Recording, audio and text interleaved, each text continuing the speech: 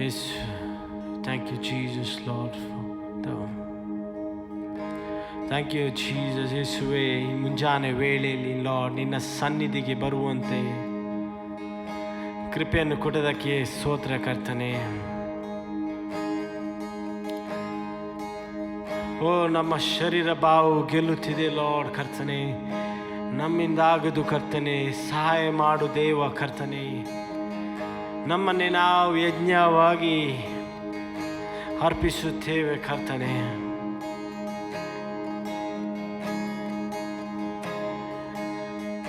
ಓ ಕರ್ತನೆ, ನಿನ್ನ ನಾಮಕ್ಕೆ ನಿನ್ನ ಪಾದಕ್ಕೆ ನಾವು ನಮ್ಮ ಆರಾಧನೆಯನ್ನು ಸಲ್ಲಿಸುತ್ತೇವೆ ಕರ್ತನೆ. ಓ ಯೇಸುವೇ, ಶಿಲುಬೆಯ ಮುಂದೆ ಲೋಕವು ಹಿಂದೆ, ಶಿಲುಬೆಯ ಮುಂದೆ ಲೋಕವು ಹಿಂದೆ, ಯೇಸು ಮಾಡಿದ ರಕ್ತದಿಂದಲ ಬಿಡುಗಡೆ ಹೊಂದಿರುವೆ. ಯೇಸು ಸುರಿಸಿದ ರಕ್ತದಿಂದಲ ಬಿಡುಗಡೆ ಹೊಂದಿರುವೆ.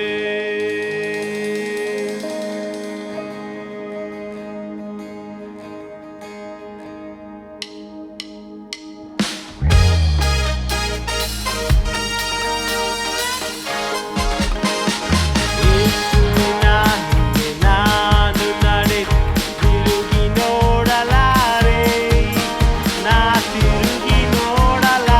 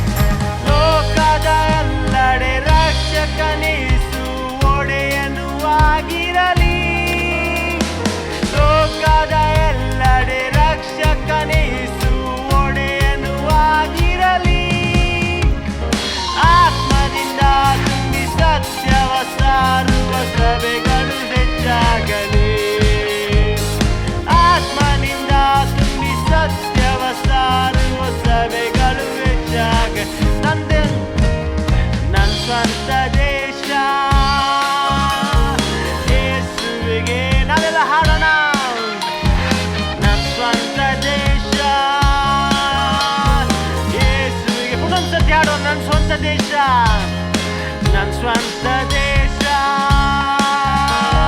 ಯೇಸುವಿಗೆ ನಂಬಿಕೆಯಿಂದ ಹಾಡೋಣ ಇನ್ನೊಂದ್ಸರ್ತಿ.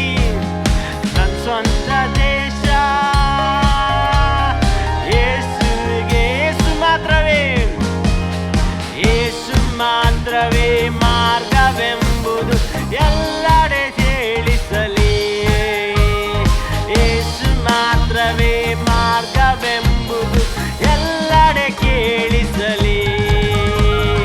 ಯೇಸುವಿನ ಹಿಂದೆ ನಾನು ನಡೆದ ತಿರುಗಿ ನೋಡಲಾರೆ, ನಾ ತಿರುಗಿ ನೋಡಲಾರೆ. ಯೇಸುವಿನ ಹಿಂದೆ, ಯೇಸುವಿನ ಹಿಂದೆ ನಾನು ನಡೆದೆ ತಿರುಗಿ ನೋಡಲಾರೆ, ನಾ ತಿರುಗಿ ನೋಡಲಾರೆ.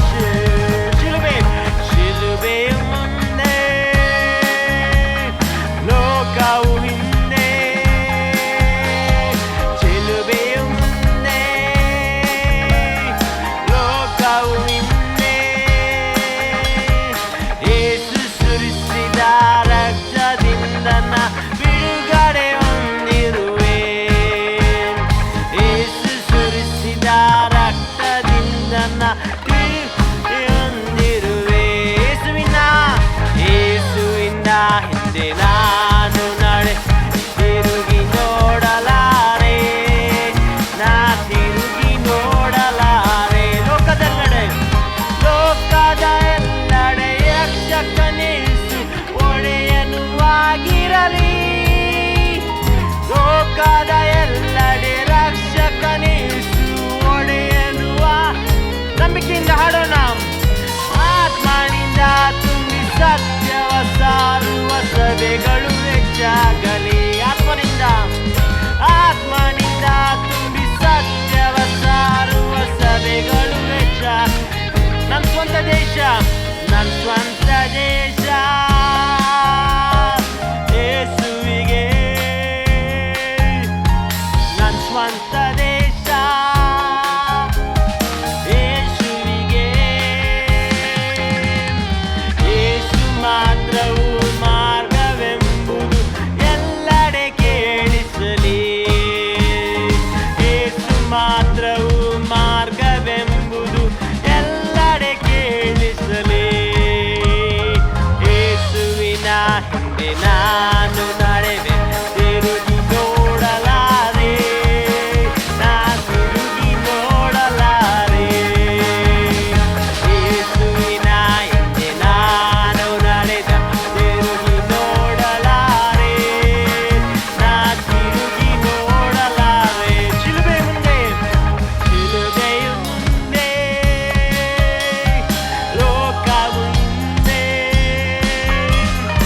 ಶಿಲುಬೆಯ ಮುಂದೆ ಲೋಕವು ಹಿಂದೆ. ಯೇಸು ಸುರಿಸಿದ ರಕ್ತದಿಂದ ನಾ ಬಿಡುಗಡೆ ಹೊಂದಿರುವೆ.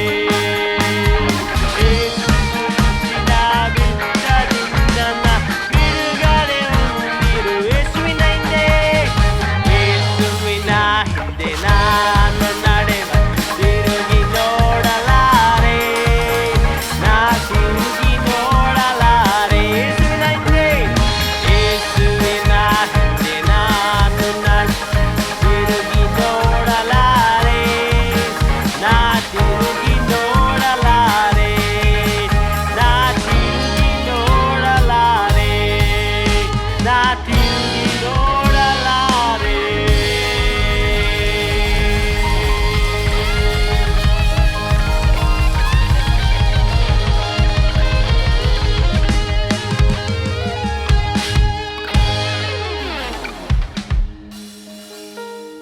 ಬಟ್ ನಮ್ಮ ಇನ್ನೊಂದು ರಿಲೇಶನ್ಶಿಪ್ ಆಗಿ ನಮ್ಮ ಪ್ರತಿಯೊಂದು ಜನರು ಒಂದು ನಮ್ಮ ದೇಶದಲ್ಲಿ ಆಗಲಿ ಅಂತೇಳಿ ನನ್ನ ಆಸೆ. ಪ್ರತಿಯೊಂದು ಜನರು may know and have a relationship with father. Next song ಹಾಡೋಣ. ಸಕಲದಲ್ಲೂ ಉನ್ನತ ನೀನೇ, ಸರ್ವದಲ್ಲೂ ಮೇಲಾದವನು ನೀನೇ. ಆದರೆ ನಮ್ಮ ಯೇಸು ಕರುಣೆಯಲ್ಲಿ ಐಶ್ವರ್ಯನು, ಕರುಣೆಯಲ್ಲಿ ಐಶ್ವರ್ಯನು, ನಿನ್ನಂತೆ ಯಾರಿಲ್ಲ. ಸಹಾಯ ಬೇಕಂತೇಳಿ ನಾವು ದೇವರಲ್ಲಿ ಕಣ್ಣೀರಿಟ್ಟು ಪ್ರಾರ್ಥನೆಯಲ್ಲಿ ಈ ಆರಾಧನೆಯನ್ನು ಹಾಡೋಣ. ದೇವರೇ ಸಹಾಯ ಮಾಡು ದೇವ. ನಮ್ಮ ಶರೀರ ಬಾಲವು ನನ್ನನ್ನು ಗೆಲ್ಲುತ್ತಿದೆ. ನಿನ್ನ ಆತ್ಮದಿ ನನ್ನನ್ನು ಬಲಪಡಿಸು. ನನ್ನ ವಿವೇಕಿದಿ ಯಾವುದು ಆಗದು, ನನ್ನ ಸಾಮರ್ಥ್ಯದಿ ಯಾವುದು ಆಗದು. ನೀನು ನನ್ನನ್ನು ಬಲಪಡಿಸು ಕರ್ತನೆ, ಕರುಣಿಸು ಕರ್ತನೆ, ಕರುಣಿಸು ಅಂತ ನಾವು ಕಣ್ಣೀರಿಟ್ಟು ನಾವು ಈ ಮುಂಜಾನೆ ವೇಳೆಯಲ್ಲಿ ದೇವರಲ್ಲಿ ಕೇಳಿಕೊಳ್ಳೋಣ.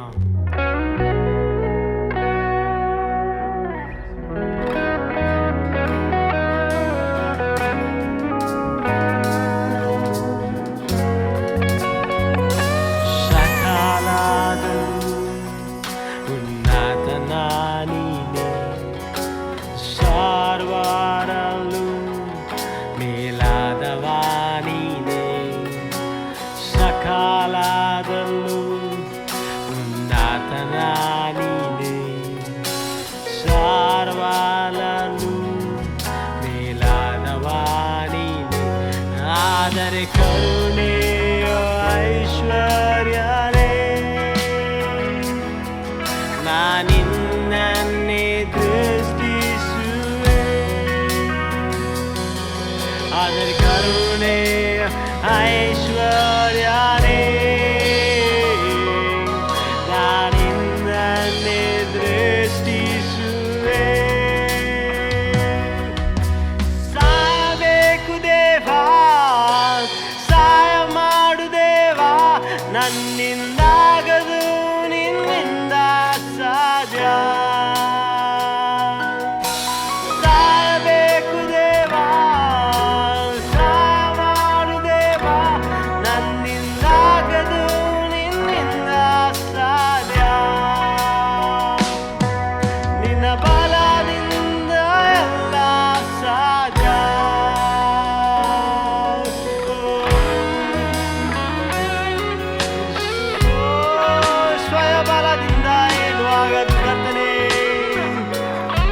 ಯಾವ ತಡೆಯನ್ನು ನಾನು ದಾಟಲಾರನು.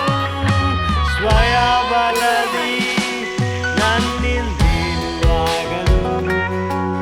ಯಾವ ತಡೆಯನ್ನು ನಾನು ದಾಟಲಾರನು. ಸ್ವಯ ಬಲದಿ ನನ್ನಿಂದಿರುವಾಗಲು ಯಾವ ತಡೆಯನ್ನು ನಾನು ದಾಟಲಾರನು.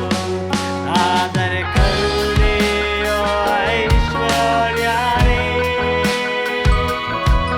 ನಾನಿನ್ನನ್ನೇ ದೃಷ್ಟಿಸುವೆ. ಆದರೆ ಕರುಣೆ ಐಶ್ವರ್ಯನೇ ನಾನಿನ್ನನ್ನೇ ದೃಷ್ಟಿಸುವೆ. ಸಾಯಬೇಕು ದೇವಾ, ಸಹಾಯ ಮಾಡು ದೇವಾ, ನನ್ನಿಂದಾಗದು ನಿನ್ನಿಂದ ಸಾಧ್ಯ.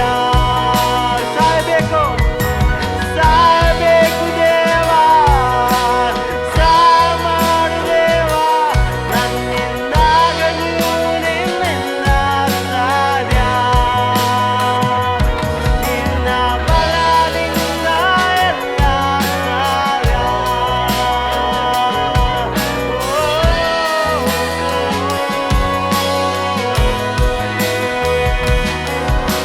ಶರೀರ ಬಲವು ನನ್ನನ್ನು ಗೆಲ್ಲುತ್ತಿದೆ ಕರ್ತನೆ, ನಿನ್ನ ಆತ್ಮದಿ ನನ್ನನ್ನು ಬಲಪಡಿಸು.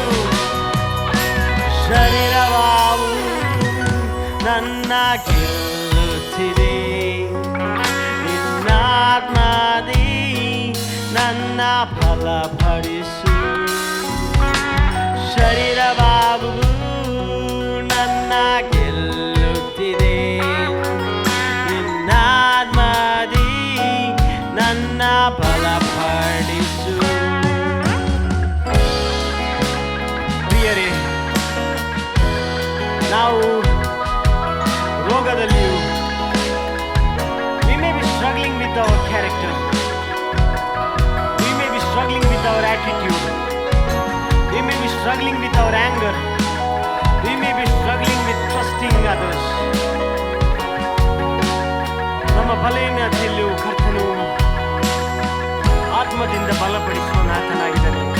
ನಾವು ಕೇಳಿದರೆ ಸಾಕು. ಶರೀರ ಬಾಲವು ನನ್ನ ಗೆಲ್ಲುತ್ತಿದೆ, ನಿನ್ನಾತ್ಮದಿ ನನ್ನ ಬಲಪಡಿಸು. ಶರೀರ ಭಾವವು ನನ್ನ ಗೆಲ್ಲುತ್ತಿದೆ, ನಾತ್ಮದಿ ನನ್ನ ಬಲಪಡಿಸು. ಆದರೆ ಕರುಣೆ ಐಶ್ವರ್ಯನೇ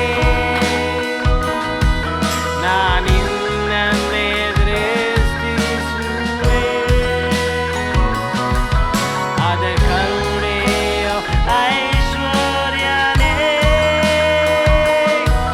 ನಾನಿನ್ನನ್ನೇ ದೃಷ್ಟಿಸುವೆ. ಸಾಯಬೇಕು ದೇವಾ, ಸಹಾಯ ಮಾಡು ದೇವಾ, ನಿಂದಾಗದು ನಿನ್ನಿಂದ ಸಾಧ್ಯ. ಸಾಯಬೇಕು ದೇವಾ, ಸಹಾಯ ಮಾಡು ದೇವಾ, ನನ್ನಿಂದಾಗದು ನಿನ್ನಿಂದ ಸಾಧ್ಯ. ನಿನ್ನ ಬಲದಿಂದ ಎಲ್ಲ ಸಾಧ್ಯ.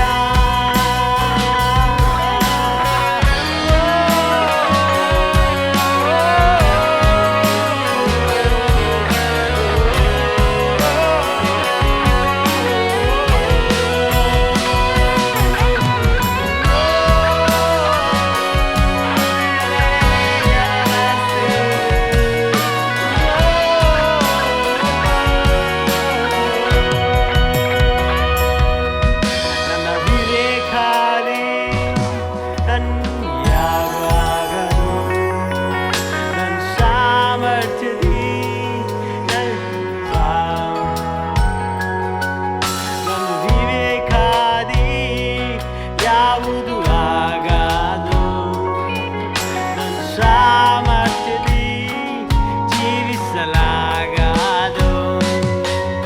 ಯಾರು ಈ ಕೊರೋನಾ ಬಗ್ಗೆ ಆಲೋಚನೆ ಮಾಡಿ ನಾವು ಪ್ಲಾನ್ ಮಾಡಿದ್ದೇವೆ?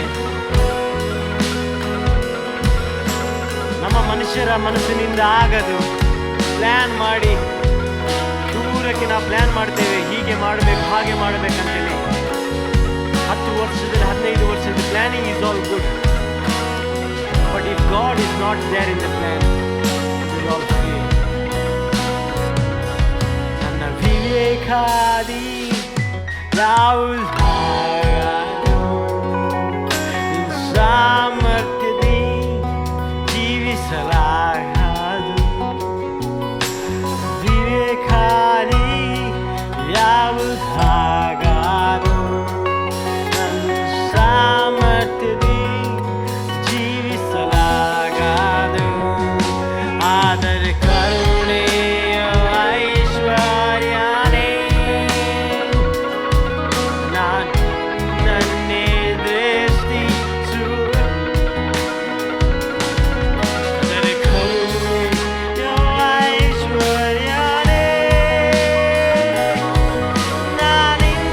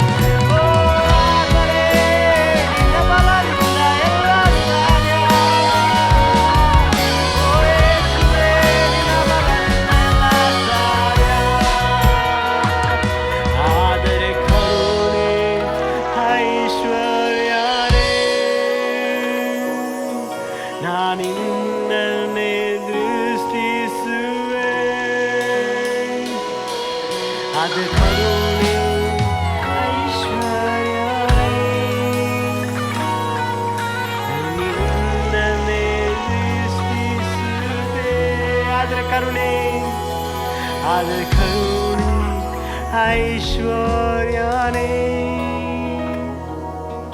ನಾನಿನ್ನನ್ನೇ ದೃಷ್ಟಿಸುವೆ. ನೀನು ಕರುಣೆಯಲ್ಲಿ ಮಾತ್ರವಲ್ಲ ಕರ್ತನೆ ಐಶ್ವರ್ಯನು, ನೀನು ಪ್ರೀತಿಯಲ್ಲಿಯೂ ಕೃಪೆಯಲ್ಲಿಯೂ ಆತ್ಮದಲ್ಲಿ ಐಶ್ವರ್ಯನು ಕರ್ತನೆ. ಸಹಾಯ ಬೇಕು ದೇವ, ಸಹಾಯ ಮಾಡು ದೇವ, ಸಹಾಯ ಬೇಕು ದೇವ.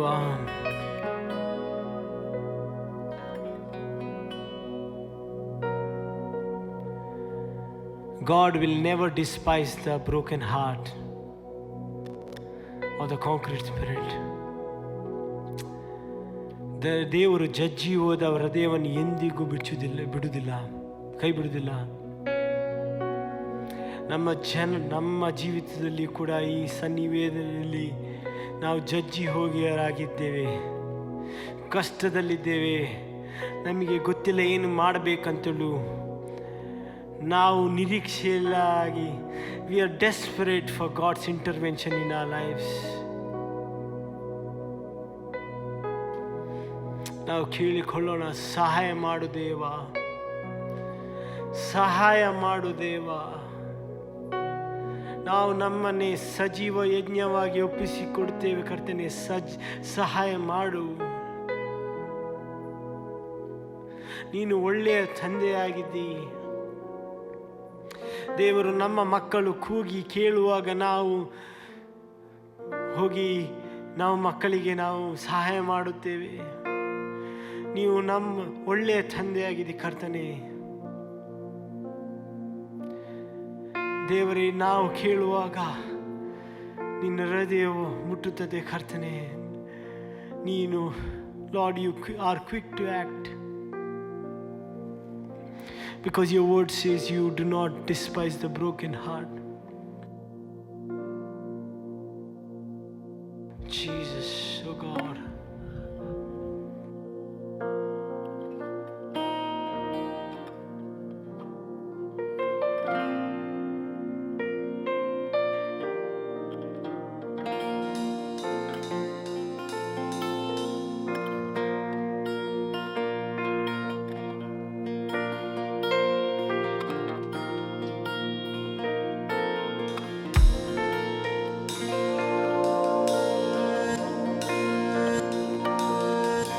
ತಂದೆ, ನಿನ್ನನ್ನು ಆರಾಧಿಸುವೆ. ತಂದೆ, ನಿನ್ನನ್ನು ಆರಾಧಿಸುವೆ. ತಂದೆ, ನಿನ್ನನ್ನು ಆರಾಧಿಸುವೆ.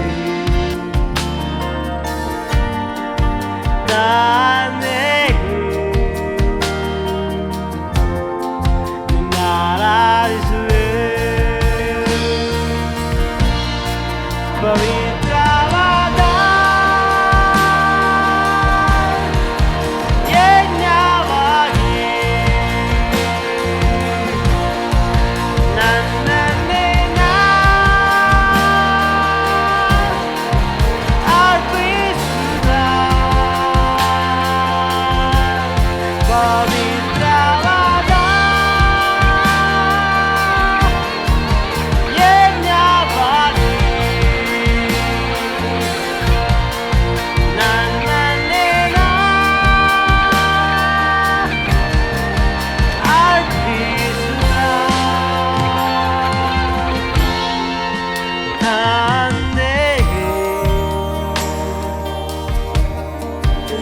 ಆರಾಧಿಸುವೆ.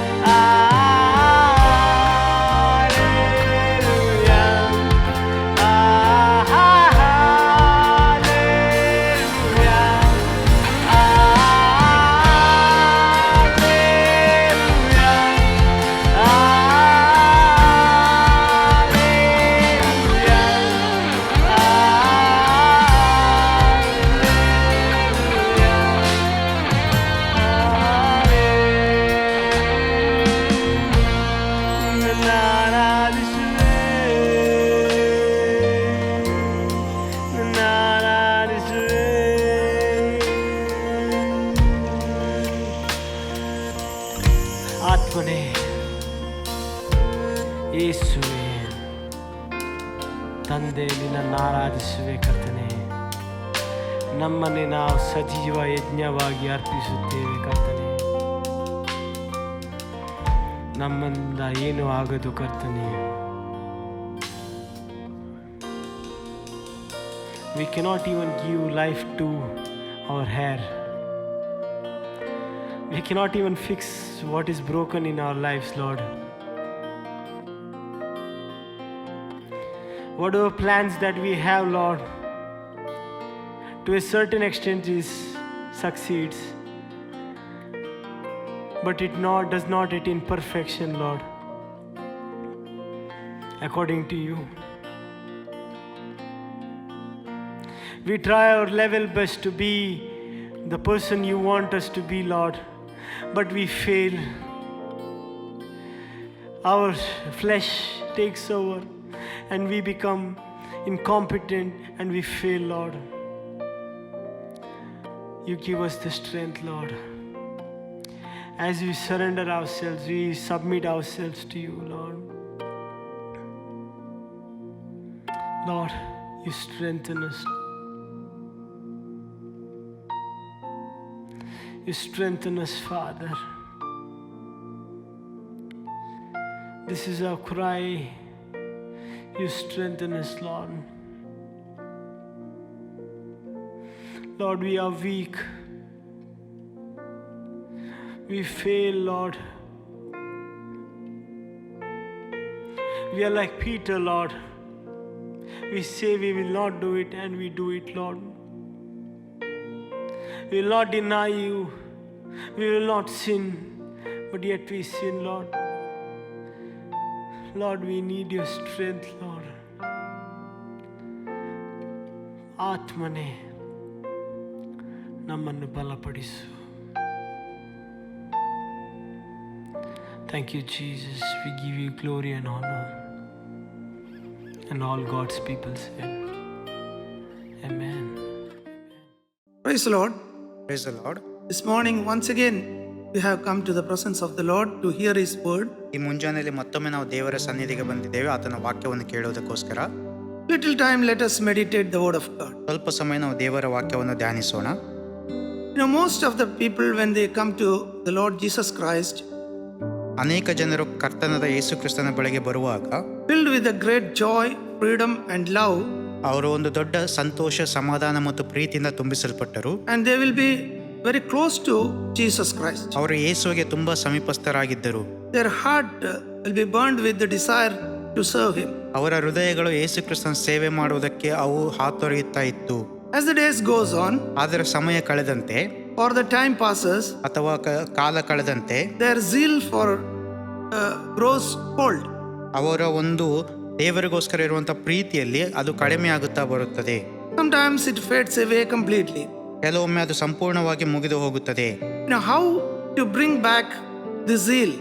ಆ ಒಂದು ದೇವರ ಪ್ರೀತಿಯನ್ನ ಹೇಗೆ ಮತ್ತೆ ಹಿಂತಿರುಗಿ ತೆಗೆದುಕೊಂಡು ಬರುವುದು?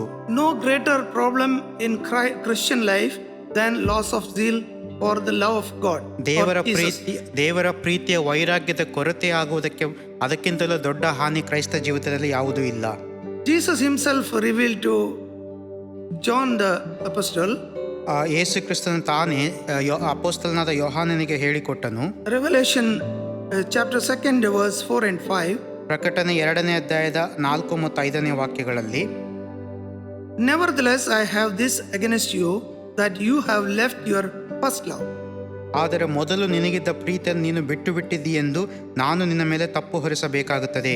Remember therefore from where you have fallen, repent and do the first works. ಆದುದರಿಂದ ನೀನು ಎಲ್ಲಿಂದ ಬಿದ್ದಿದೆಯೋ ಅದನ್ನು ನಿನ್ನ ನೆನಪಿಗೆ ತಂದುಕೊಂಡು ದೇವರ ಕಡೆಗೆ ತಿರುಗಿಕೋ. Or else I will come to you quickly and remove your lampstand from its place unless you repent.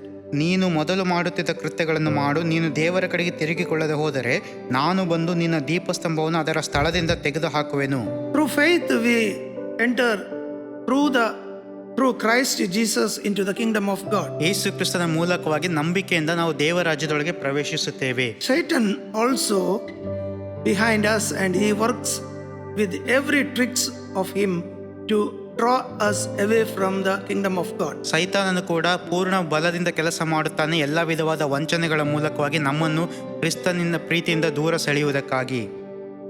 You know, a true believer, he knows that he cannot do anything. ನಿಜವಾದ ವಿಶ್ವಾಸಿಗೆ ಗೊತ್ತಾಗುತ್ತದೆ ತಾನು ಏನು ಮಾಡಲು ಸಾಧ್ಯವಿಲ್ಲ ಎಂಬುದಾಗಿ.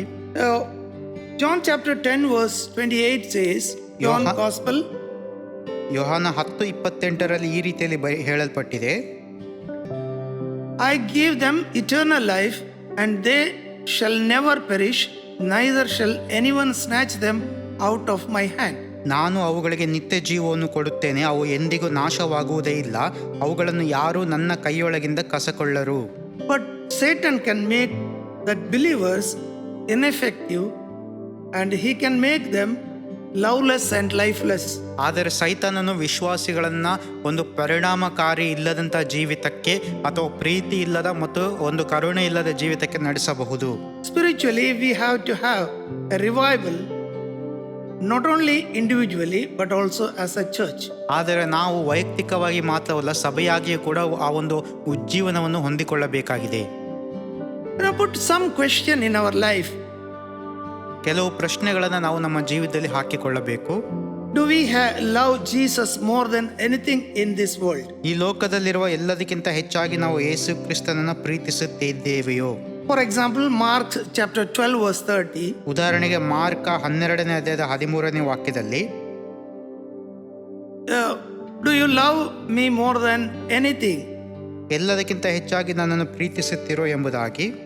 Now, second question, do we seek the kingdom of God and his righteousness? ಎರಡನೇದಾಗಿ ದೇವರ ರಾಜ್ಯವನ್ನು ಆತನ ನೀತಿಯನ್ನು ಹುಡುಕಬೇಕಾಗಿದೆ. For example, Matthew chapter 6 verse 33. ಮತ್ತಾಯ 6:33 ನಾವು ಅದನ್ನು ನೋಡುತ್ತೇವೆ. First seek the kingdom of God and his righteousness. ಆದರೆ ನೀವು ಮೊದಲು ದೇವರ ರಾಜ್ಯಕ್ಕಾಗಿಯೂ ನೀತಿಗಾಗಿಯೂ ತವಕ ಪಡಿರಿ.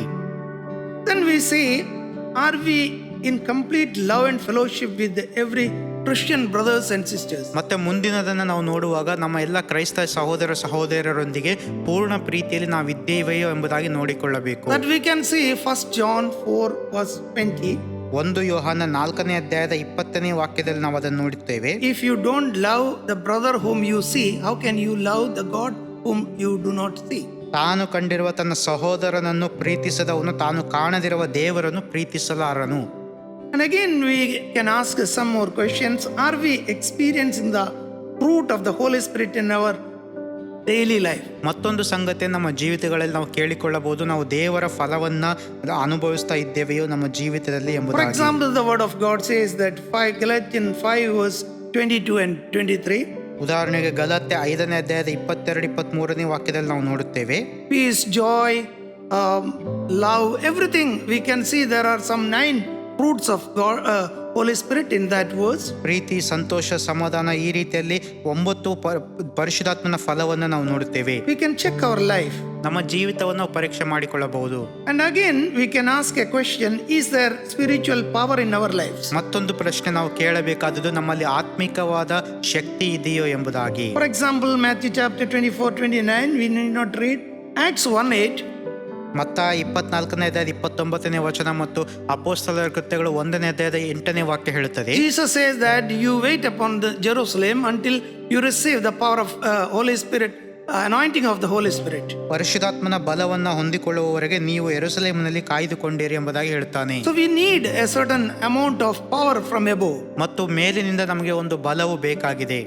So if any of these things is not there in our life, we need a revival. ನಮ್ಮ ಜೀವಿತಗಳಲ್ಲಿ ಇದರಲ್ಲಿ ಯಾವುದಾದರೂ ಇಲ್ಲದಿದ್ದರೆ ನಮಗೆ ಉಜ್ಜೀವನ ಬೇಕು ಎಂಬುದಾಗಿ ಅರ್ಥ.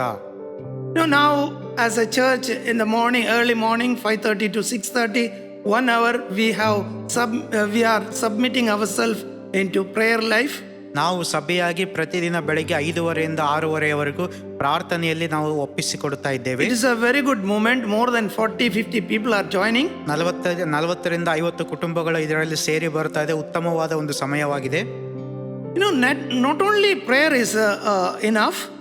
ಕೇವಲ ಪ್ರಾರ್ಥನೆ ಮಾತ್ರ ಸಾಕಾಗುವುದಿಲ್ಲ.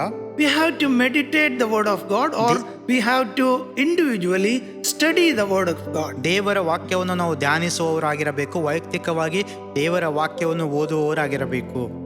Do we this experience then only we can experience the renewal and revival in our life. ಇದನ್ನು ನಾವು ಅನುಭವಿಸುವಾಗ ನಮ್ಮ ಜೀವಿತಗಳಲ್ಲಿ ಉಜ್ಜೀವನವನ್ನು ಮತ್ತು ಜೀವವನ್ನು ನಾವು ಕಾಣಬಹುದಾಗಿದೆ. When we meditate the word of God or study the word of God and we keep our life tuned with the prayer, ನಾವು ದೇವರ ವಾಕ್ಯವನ್ನು ಧ್ಯಾನಿಸುವಾಗ, ಓದುವಾಗ ಮತ್ತು ಅದಕ್ಕೆ ತಕ್ಕಂತೆ ನಮ್ಮ ಜೀವಿತವನ್ನು ಅಳವಡಿಸಿಕೊಳ್ಳುವಾಗ God will spring to life in our heart with a new meaning and new power.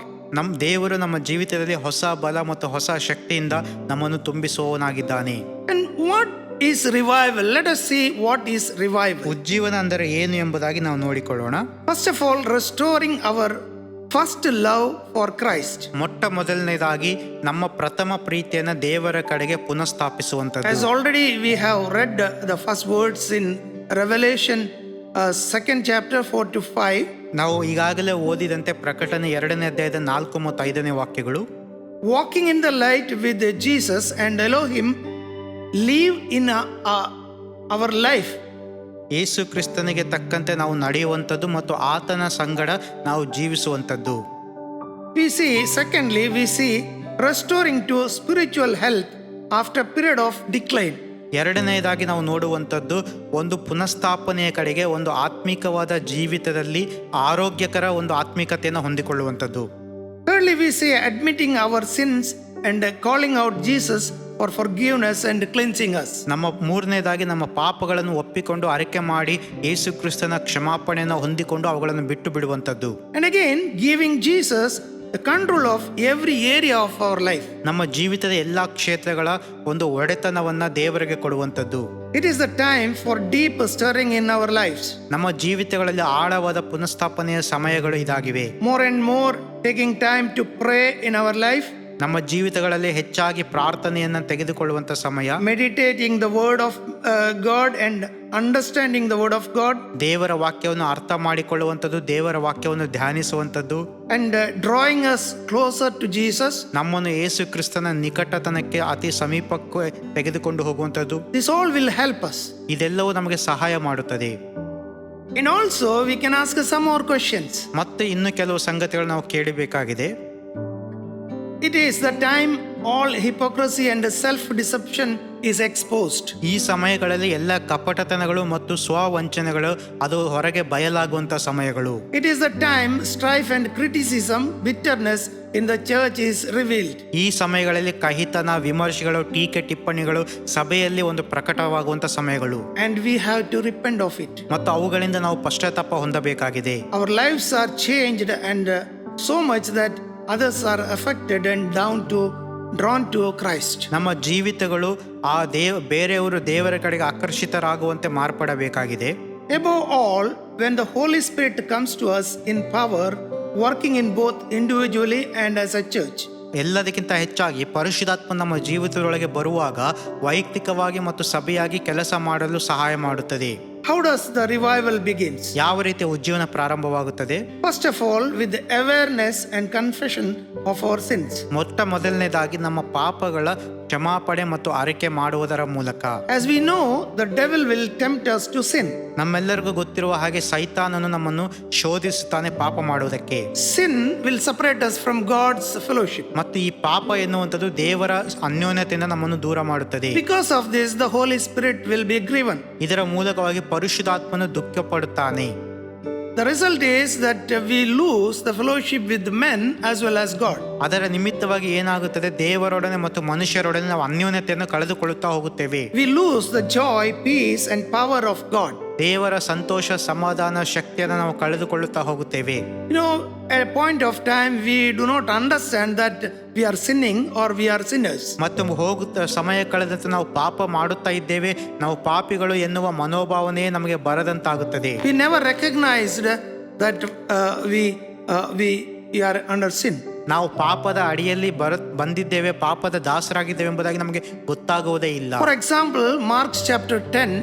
Mark 10ನೇ ಅಧ್ಯಾಯದಲ್ಲಿ ಉದಾಹರಣೆ ನೋಡುವಾಗ 10 chapter 17 to 21 we see a young rich man is coming to our Lord Jesus Christ. Mark 10ನೇ ಅಧ್ಯಾಯದ 17ನೇ ವಾಕ್ಯದಿಂದ ನೋಡುವಾಗ ಒಬ್ಬ ಯವನಸ್ಥನು ಯೇಸು ಕ್ರಿಸ್ತನ ಬಳಿಗೆ ಬರುವುದನ್ನು ನಾವು ನೋಡ್ತೇವೆ.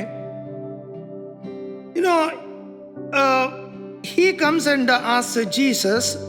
ಬಂದು ಯೇಸುವನ್ನ ಆ ವ್ಯಕ್ತಿ ಈ ರೀತಿ ಕೇಳುತ್ತಾನೆ. Now, as he was going out on the road, one came running, knelt before him, and asked him, Yesu "Good teacher, what shall I do that I may inherit eternal life?" ಯೇಸು ಕ್ರಿಸ್ತನು ಹೊರಟು ದಾರಿ ಹಿಡಿದು ಹೋಗುವಾಗ ಒಬ್ಬನು ಓಡುತ್ತಾ ಆತನ ಎದುರಿಗೆ ಬಂದು ಮೊಣಕಾಲೂರಿ, ಒಳ್ಳೆ ಬೋಧಕನೇ, ನಾನು ನಿತ್ಯ ಜೀವಕ್ಕೆ ಬಾಧ್ಯಸ್ಥನಾಗಬೇಕಾದರೆ ಏನು ಮಾಡಬೇಕೆಂದು ಆತನನ್ನು ಕೇಳಿದನು. So Jesus said to him, "Why do you call me good? ಯೇಸು ಅವನಿಗೆ, ನನ್ನನ್ನು ಒಳ್ಳೆಯವನೆಂದು ಯಾಕೆ ಹೇಳುತ್ತಿ? No one is good but one, that is God." ದೇವರೊಬ್ಬನೇ ಹೊರತು ಮತ್ತಾರು ಒಳ್ಳೆಯವನಲ್ಲ. You know, you can see how that man reacts to Jesus. He came running and knelt before him. ಆ ವ್ಯಕ್ತಿ ಹೇಗೆ ಯೇಸುವಿನ ಬಳಿಗೆ ಬರುತ್ತಾ ಇದ್ದಾನೆ ಎಂಬುದಾಗಿ ನೀವು ನೋಡಬಹುದು. ಓಡಿ ಬಂದನು ಮತ್ತು ಮೊಣಕಾಲೂರಿದನು. And he wanted to know the answer, that how he can get the inheritance. ಯಾವ ರೀತಿ ತಾನು ಆ ಬಾಧ್ಯಸ್ಥನಾಗಬಹುದು, ಸ್ವಾಸ್ಥ್ಯವನ್ನು ಹೊಂದಿಕೊಳ್ಳಬಹುದು ಎಂಬುದಾಗಿ ಅವನಿಗೆ ಕಾತರತೆ ಇತ್ತು. ಅದರ ವಿಷಯವಾಗಿ ಕೇಳುತ್ತಾನೆ. But in his heart that he is a perfect man, he does not have any sin, because we can understand through his answers. ಅವನ ಉತ್ತರವನ್ನು ನೋಡುವಾಗ ನಮಗೆ ಗೊತ್ತಾಗ್ತದೆ, ಅವನ ಹೃದಯದಲ್ಲಿ ಅವನು ಪರಿಪೂರ್ಣ ವ್ಯಕ್ತಿ ಎಂಬುದಾಗಿ ಅಂದುಕೊಂಡಿದ್ದನು. ನನ್ನಲ್ಲಿ ಯಾವುದೇ ತಪ್ಪಿಲ್ಲ, ಪಾಪವಿಲ್ಲ ಎಂಬುದಾಗಿ ಅವನು ಯೋಚನೆ ಮಾಡಿಕೊಂಡಿದ್ದನು. Jesus said him to do all the commandments, and do not commit adultery, do not murder, do not steal, do not bear false witness, do not defraud, honor your father and your mother. In all these things, Jesus is asking him according to the commandment of Moses. ಮತ್ತು ಯೇಸು ಕ್ರಿಸ್ತನು ಅವನಿಗೆ ಕೇಳುತ್ತಾ ಇದ್ದಾನೆ, ನರಹತ್ಯೆ ಮಾಡಬಾರದು, ವ್ಯಭಿಚಾರ ಮಾಡಬಾರದು, ಕದಿಯಬಾರದು, ಸುಳ್ಳು ಸಾಕ್ಷಿ ಹೇಳಬಾರದು, ಮೋಸ ಮಾಡಬಾರದು, ನಿನ್ನ ತಂದೆ ತಾಯಿಗಳನ್ನು ಸನ್ಮಾನಿಸಬೇಕೆಂಬ ದೇವರ ಆಜ್ಞೆಗಳು ನಿನಗೆ ಗೊತ್ತಿದೆಯಲ್ಲ, ಮೋಶೆ ಧರ್ಮಶಾಸ್ತ್ರ ಎಂಬುದಾಗಿ ಕೇಳುತ್ತಾನೆ. He says that all these things from the young age I am keeping it. That means he had a sure understanding in his heart that he is not at all sinning. ಅವನು ಅದಕ್ಕೆ ಉತ್ತರವಾಗಿ ಯೇಸು ಕ್ರಿಸ್ತನಿಗೆ ಹೇಳುತ್ತಾನೆ, ಬೋಧಕನೇ, ಚಿಕ್ಕಂದಿನಿಂದಲೂ ನಾನು ಇದೆಲ್ಲವನ್ನು ಸರಿಯಾಗಿ ನಡ್ಕೊಂಡು ಬಂದಿದ್ದೇನೆ ಎಂಬುದಾಗಿ. ಅಂದರೆ ಅವನ ಹೃದಯದಲ್ಲಿ ಸ್ಪಷ್ಟತೆ ಇತ್ತು, ಅವನು ಯಾವುದೇ ಪಾಪ ಮಾಡಿಲ್ಲ ಅಥವಾ ತಪ್ಪು ಮಾಡಿಲ್ಲ ಎನ್ನುವ ಒಂದು ಹೆಮ್ಮೆಯನ್ನು ನಾವು ನೋಡುತ್ತೇವೆ.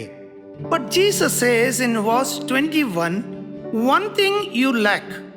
Go your way, sell whatever you have and give to the poor, and you will have treasure in heaven, and come.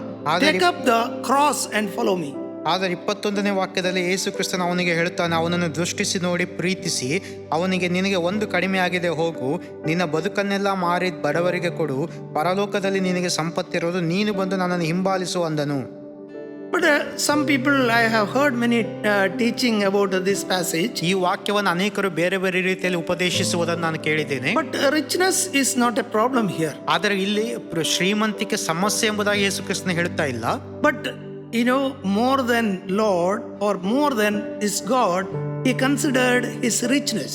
ಆದರೆ ಅವನು ತನ್ನ ಶ್ರೀಮಂತಿಕೆಯನ್ನ ದೇವರಿಗಿಂತಲೂ ಶ್ರೇಷ್ಠವಾದ ಸ್ಥಾನವನ್ನು ಕೊಟ್ಟು ದೇವರಿಗಿಂತಲೂ ಮೇಲೆ ಇಟ್ಟಿದ್ದನು. That's why Jesus said, "One thing you lack." ಅದಕ್ಕೆ ಯೇಸು ಕ್ರಿಸ್ತನು ಹೇಳ್ತಾ ಇದ್ದಾನೆ, ಒಂದು ನಿನ್ನಲ್ಲಿ ಕೊರತೆ ಇದೆ. Go and sell all your property and give to poor. ನಿನ್ನ ಬದುಕನ್ನು ಮಾರಿ ನೀನು ಬಡವನಿಗೆ ಕೊಡು ಎಂಬುದಾಗಿ ಹೇಳ್ತಾನೆ. And keep up treasure in heaven. ಮತ್ತು ಪರಲೋಕದಲ್ಲಿ ಸಂಪತ್ತನ್ನು ಇಟ್ಟುಕೋ ಎಂಬುದಾಗಿ ಹೇಳ್ತಾನೆ. And take up your cross and follow. ನೀನು ಶಿಲುಬೆಯನ್ನು ಹೊತ್ತುಕೊಂಡು ನನ್ನನ್ನು ಹಿಂಬಾಲಿಸು. That was grieved him. ಅದು ಅವನಿಗೆ ನೋವುಂಟು ಮಾಡಿತು. No, he was a wealthy man, as earlier we said that he was a rich young man. ಅವನು ಯವನಸ್ಥನಾಗಿದ್ದನು, ಶ್ರೀಮಂತನಾಗಿದ್ದನು, ನಾವು ಈಗಾಗಲೇ ಅದನ್ನು ನೋಡಿಕೊಂಡಿದ್ದೇವೆ. His richness was his God. ಅವನ ಶ್ರೀಮಂತಿಕೆ ಅವನ ದೇವರಾಗಿತ್ತು. Because of that, he did not know what sin he is doing. ಅದರ ನಿಮಿತ್ತವಾಗಿ ಅವನು ತಾನೇನು ಪಾಪ ಮಾಡುತ್ತಾ ಇದ್ದೇನೋ ಅವನಿಗೆ ಅರ್ಥವಾಗಲಿಲ್ಲ. Sometimes a sin is not breaking a law. ಕೆಲವೊಮ್ಮೆ ಪಾಪ ಎನ್ನುವಂಥದ್ದು ನಮ್ಮನ್ನು ಕೆಳಗೆ ಮುರಿದು ತಳ್ಳುವುದಿಲ್ಲ. Sin is anything in our life which is not agreement with God, will revealed in the Bible. ಪಾಪ ಎನ್ನುವಂಥದ್ದು ದೇವರು ತನ್ನ ವಾಕ್ಯದಲ್ಲಿ ಹೇಳಿಕೊಟ್ಟಿರುವ ಯಾವುದೇ ವಿಷಯಗಳನ್ನು ಒಪ್ಪಿಕೊಳ್ಳದೆ ದೇವರಿಗೆ ವಿರುದ್ಧವಾಗಿರುವಂಥದ್ದಾಗಿದೆ.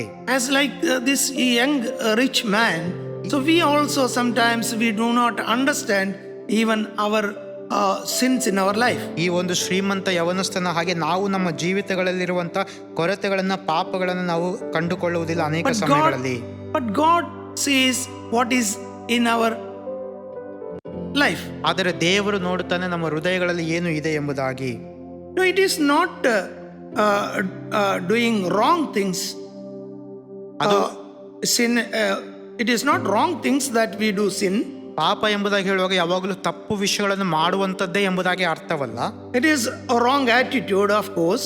ಆದರೆ ತಪ್ಪಾದ ಮನೋಭಾವನೆ ಇಟ್ಟುಕೊಳ್ಳುವುದು ಕೂಡ, Self-love, ಮತ್ತು ಸ್ವಾರ್ಥವಾಗಿ ನಮ್ಮನ್ನೇ ನಾವು ಪ್ರೀತಿಸುವಂಥದ್ದು, pride, ಅಹಂಕಾರ, envy, ದ್ವೇಷ, covetousness, ಆ ಒಂದು ದುರಾಸೆ, ಲೋಭ, resentment, ಆ ಕಹಿತನ ಇಟ್ಟುಕೊಳ್ಳುವುದು, anxiousness, ಚಿಂತಿಸುವುದು, faithlessness. ನಂಬಿಕೆ ಇಲ್ಲದೆ ಇರುವಂತ ಸ್ಥಿತಿ. No, as I said earlier, James 4 verse 17 says that ನಾನು ಈಗಾಗಲೇ ಮುಂಚೆ ಹೇಳಿದಾಗೆ ಯಾಕೋಬ 4ನೇ ಅಧ್ಯಾಯದ 17ನೇ ವಾಕ್ಯ ಈ ರೀತಿಯಲ್ಲಿ ಹೇಳುತ್ತದೆ, if we know that we have to do good things, if we don't do, that also is wrong or it is sin. ಒಳ್ಳೆಯದನ್ನು ಮಾಡಬೇಕೆಂದು ತಿಳಿದು ಅದನ್ನು ಮಾಡದೇ ಇರುವಂತದ್ದು ಕೂಡ ಅದು ಪಾಪ ಎಂಬುದಾಗಿ ಹೇಳುತ್ತದೆ. So we see the failing to love our Lord Jesus Christ is a main sin. ದೇವರನ್ನ ಪ್ರೀತಿಸಲು ನಾವು ಸೋತು ಹೋಗುವಂಥದ್ದು ಅದೊಂದು ಮುಖ್ಯವಾದ ಪಾಪವಾಗಿದೆ. According to Mark chapter 12:30, we already saw that. Mark 12:30ನೇ ವಾಕ್ಯದ ಪ್ರಕಾರ ಈಗಾಗಲೇ ಅದನ್ನು ನೋಡಿಕೊಂಡಿದ್ದೇವೆ. Failing to love our neighbor or our brothers, ನಮ್ಮ ನೆರೆಹೊರೆಯವರನ್ನ, ನಮ್ಮ ಸಹೋದರರನ್ನ ಪ್ರೀತಿಸದೇ ಇರುವಂತದ್ದು ಪಾಪವಾಗಿದೆ. that we see Mark 12 verse 31. ಮತ್ತ ಮಾರ್ಕ 12:32ರಲ್ಲಿ ನಾವು ಅದನ್ನು ನೋಡುತ್ತೇವೆ. Failing to stand firm in our faith, Mark 13 says that until we endure the end, we endure in our faith. ನಮ್ಮ ನಂಬಿಕೆಯಲ್ಲಿ ನಾವು ಕೊನೆಯವರೆಗೂ ಉಳಿದುಕೊಳ್ಳದೆ ಇರುವಂತದ್ದು ಸೋತು ಹೋಗುವಂತದ್ದು ಎಂಬುದಾಗಿ ಕೂಡ ನಾವು ನೋಡುವವರಾಗಿದ್ದೇವೆ. Failing to share gospel when we have an opportunity to share to others. ಸುವಾರ್ತೆನ ಹಂಚಿಕೊಳ್ಳುವುದಕ್ಕೆ ನಮಗೆ ಅವಕಾಶ ಇರುವಾಗಲೂ ಹಂಚಿಕೊಳ್ಳದೆ ಇರುವಂತದ್ದು ಪಾಪವಾಗಿದೆ. 1 Peter 3 verse 15 says that, you can read. 1 ಪೇತ್ರ 3ನೇ ಅಧ್ಯಾಯದ 15ನೇ ವಾಕ್ಯ ಈ ರೀತಿಯಲ್ಲಿ ಹೇಳುತ್ತದೆ, ಅವರ ಬೆದರಿಸುವಿಕೆಗೆ ಹೆದರದೆ ಕಳವಳ ಪಡದೆ ಕ್ರಿಸ್ತನನ್ನು ಕರ್ತನೆಂದು ನಿಮ್ಮ ಹೃದಯಗಳಲ್ಲಿ ಪ್ರತಿಷ್ಠೆಪಡಿಸಿರಿ. ನಿಮ್ಮಲ್ಲಿರುವ ನಿರೀಕ್ಷೆಗೆ ಆಧಾರವೇನೆಂದು ಕೇಳುವ ಎಲ್ಲರಿಗೂ ಕೂಡ ಉತ್ತರ ಹೇಳುವುದಕ್ಕೆ ಯಾವಾಗಲೂ ಸಿದ್ಧವಾಗಿರಿ. ಆದರೆ ಅದನ್ನು ಸಾತ್ವಿಕತ್ವದಿಂದಲೂ ಮನೋಭೀತಿಯಿಂದಲೂ ಹೇಳಿರಿ.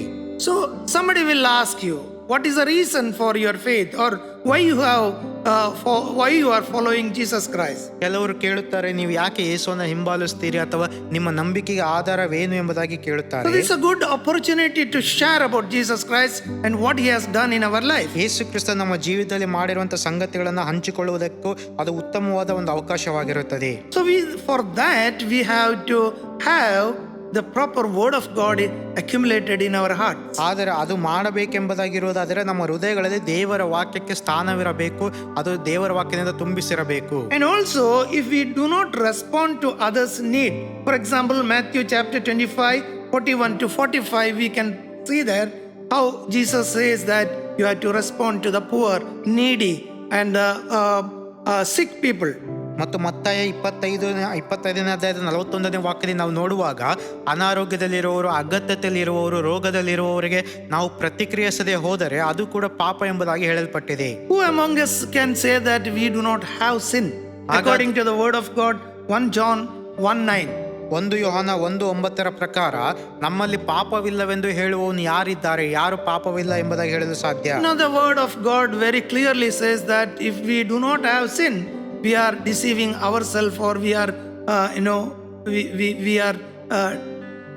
we are under the we do not have the love of God. ಅಲ್ಲಿ ವಾಕ್ಯವು ಸ್ಪಷ್ಟಪಡಿಸುತ್ತದೆ, ನಮ್ಮಲ್ಲಿ ಪಾಪವಿಲ್ಲವೆಂದು ನಾವು ಹೇಳಿದರೆ ನಮ್ಮನ್ನೇ ನಾವು ಮೋಸಪಡಿಸಿಕೊಳ್ಳುತ್ತೇವೆ ಮತ್ತು ಸತ್ಯವೆಂಬುದು ನಮ್ಮಲ್ಲಿ ಇಲ್ಲ ಎಂಬುದಾಗಿ. So now we go to the first step of revival. What we can do for the revival? ಹಾಗಾದರೆ ನಾವು ಉಜ್ಜೀವನಕ್ಕೋಸ್ಕರ ಏನು ಮಾಡಬಹುದು? ಉಜ್ಜೀವನದ ಮೊದಲನೇ ಹಂತವನ್ನು ನಾವು ನೋಡಿಕೊಳ್ಳೋಣ. First of all, first step is that in that foremost thing is that confession of our sins. ಮೊಟ್ಟ ಮೊದಲನೇದಾಗಿ ನಾವು ಮಾಡಬೇಕಾಗಿರುವಂಥದ್ದು ನಮ್ಮ ಪಾಪಗಳ ಅರಿಕೆಯಾಗಿದೆ.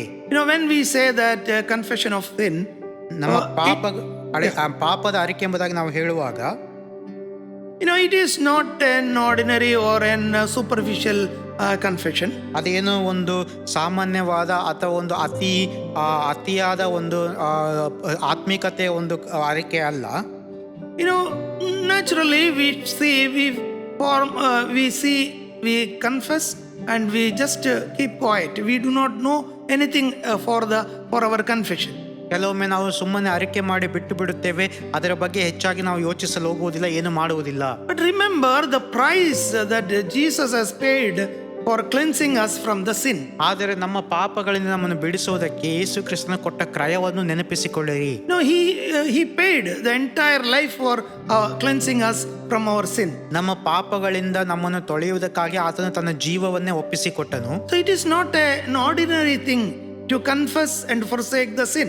ಆ ಪಾಪವನ್ನು ಅರಿಕೆ ಮಾಡಿ ಬಿಟ್ಟು ಬಿಡುವಂತದೊಂದು ಸಾಮಾನ್ಯವಾದ ಸರಳವಾದ ಸಂಗತಿ ಎಂಬುದಾಗಿ ನಾವು ಆಲೋಚಿಸಬಾರದು. It should come from our depth of our heart. ಅದು ನಮ್ಮ ಹೃದಯದ ಅಂತರಾಳದಿಂದ ಬರಬೇಕಾಗಿದೆ. And we should take a step to get away or forsake the sin.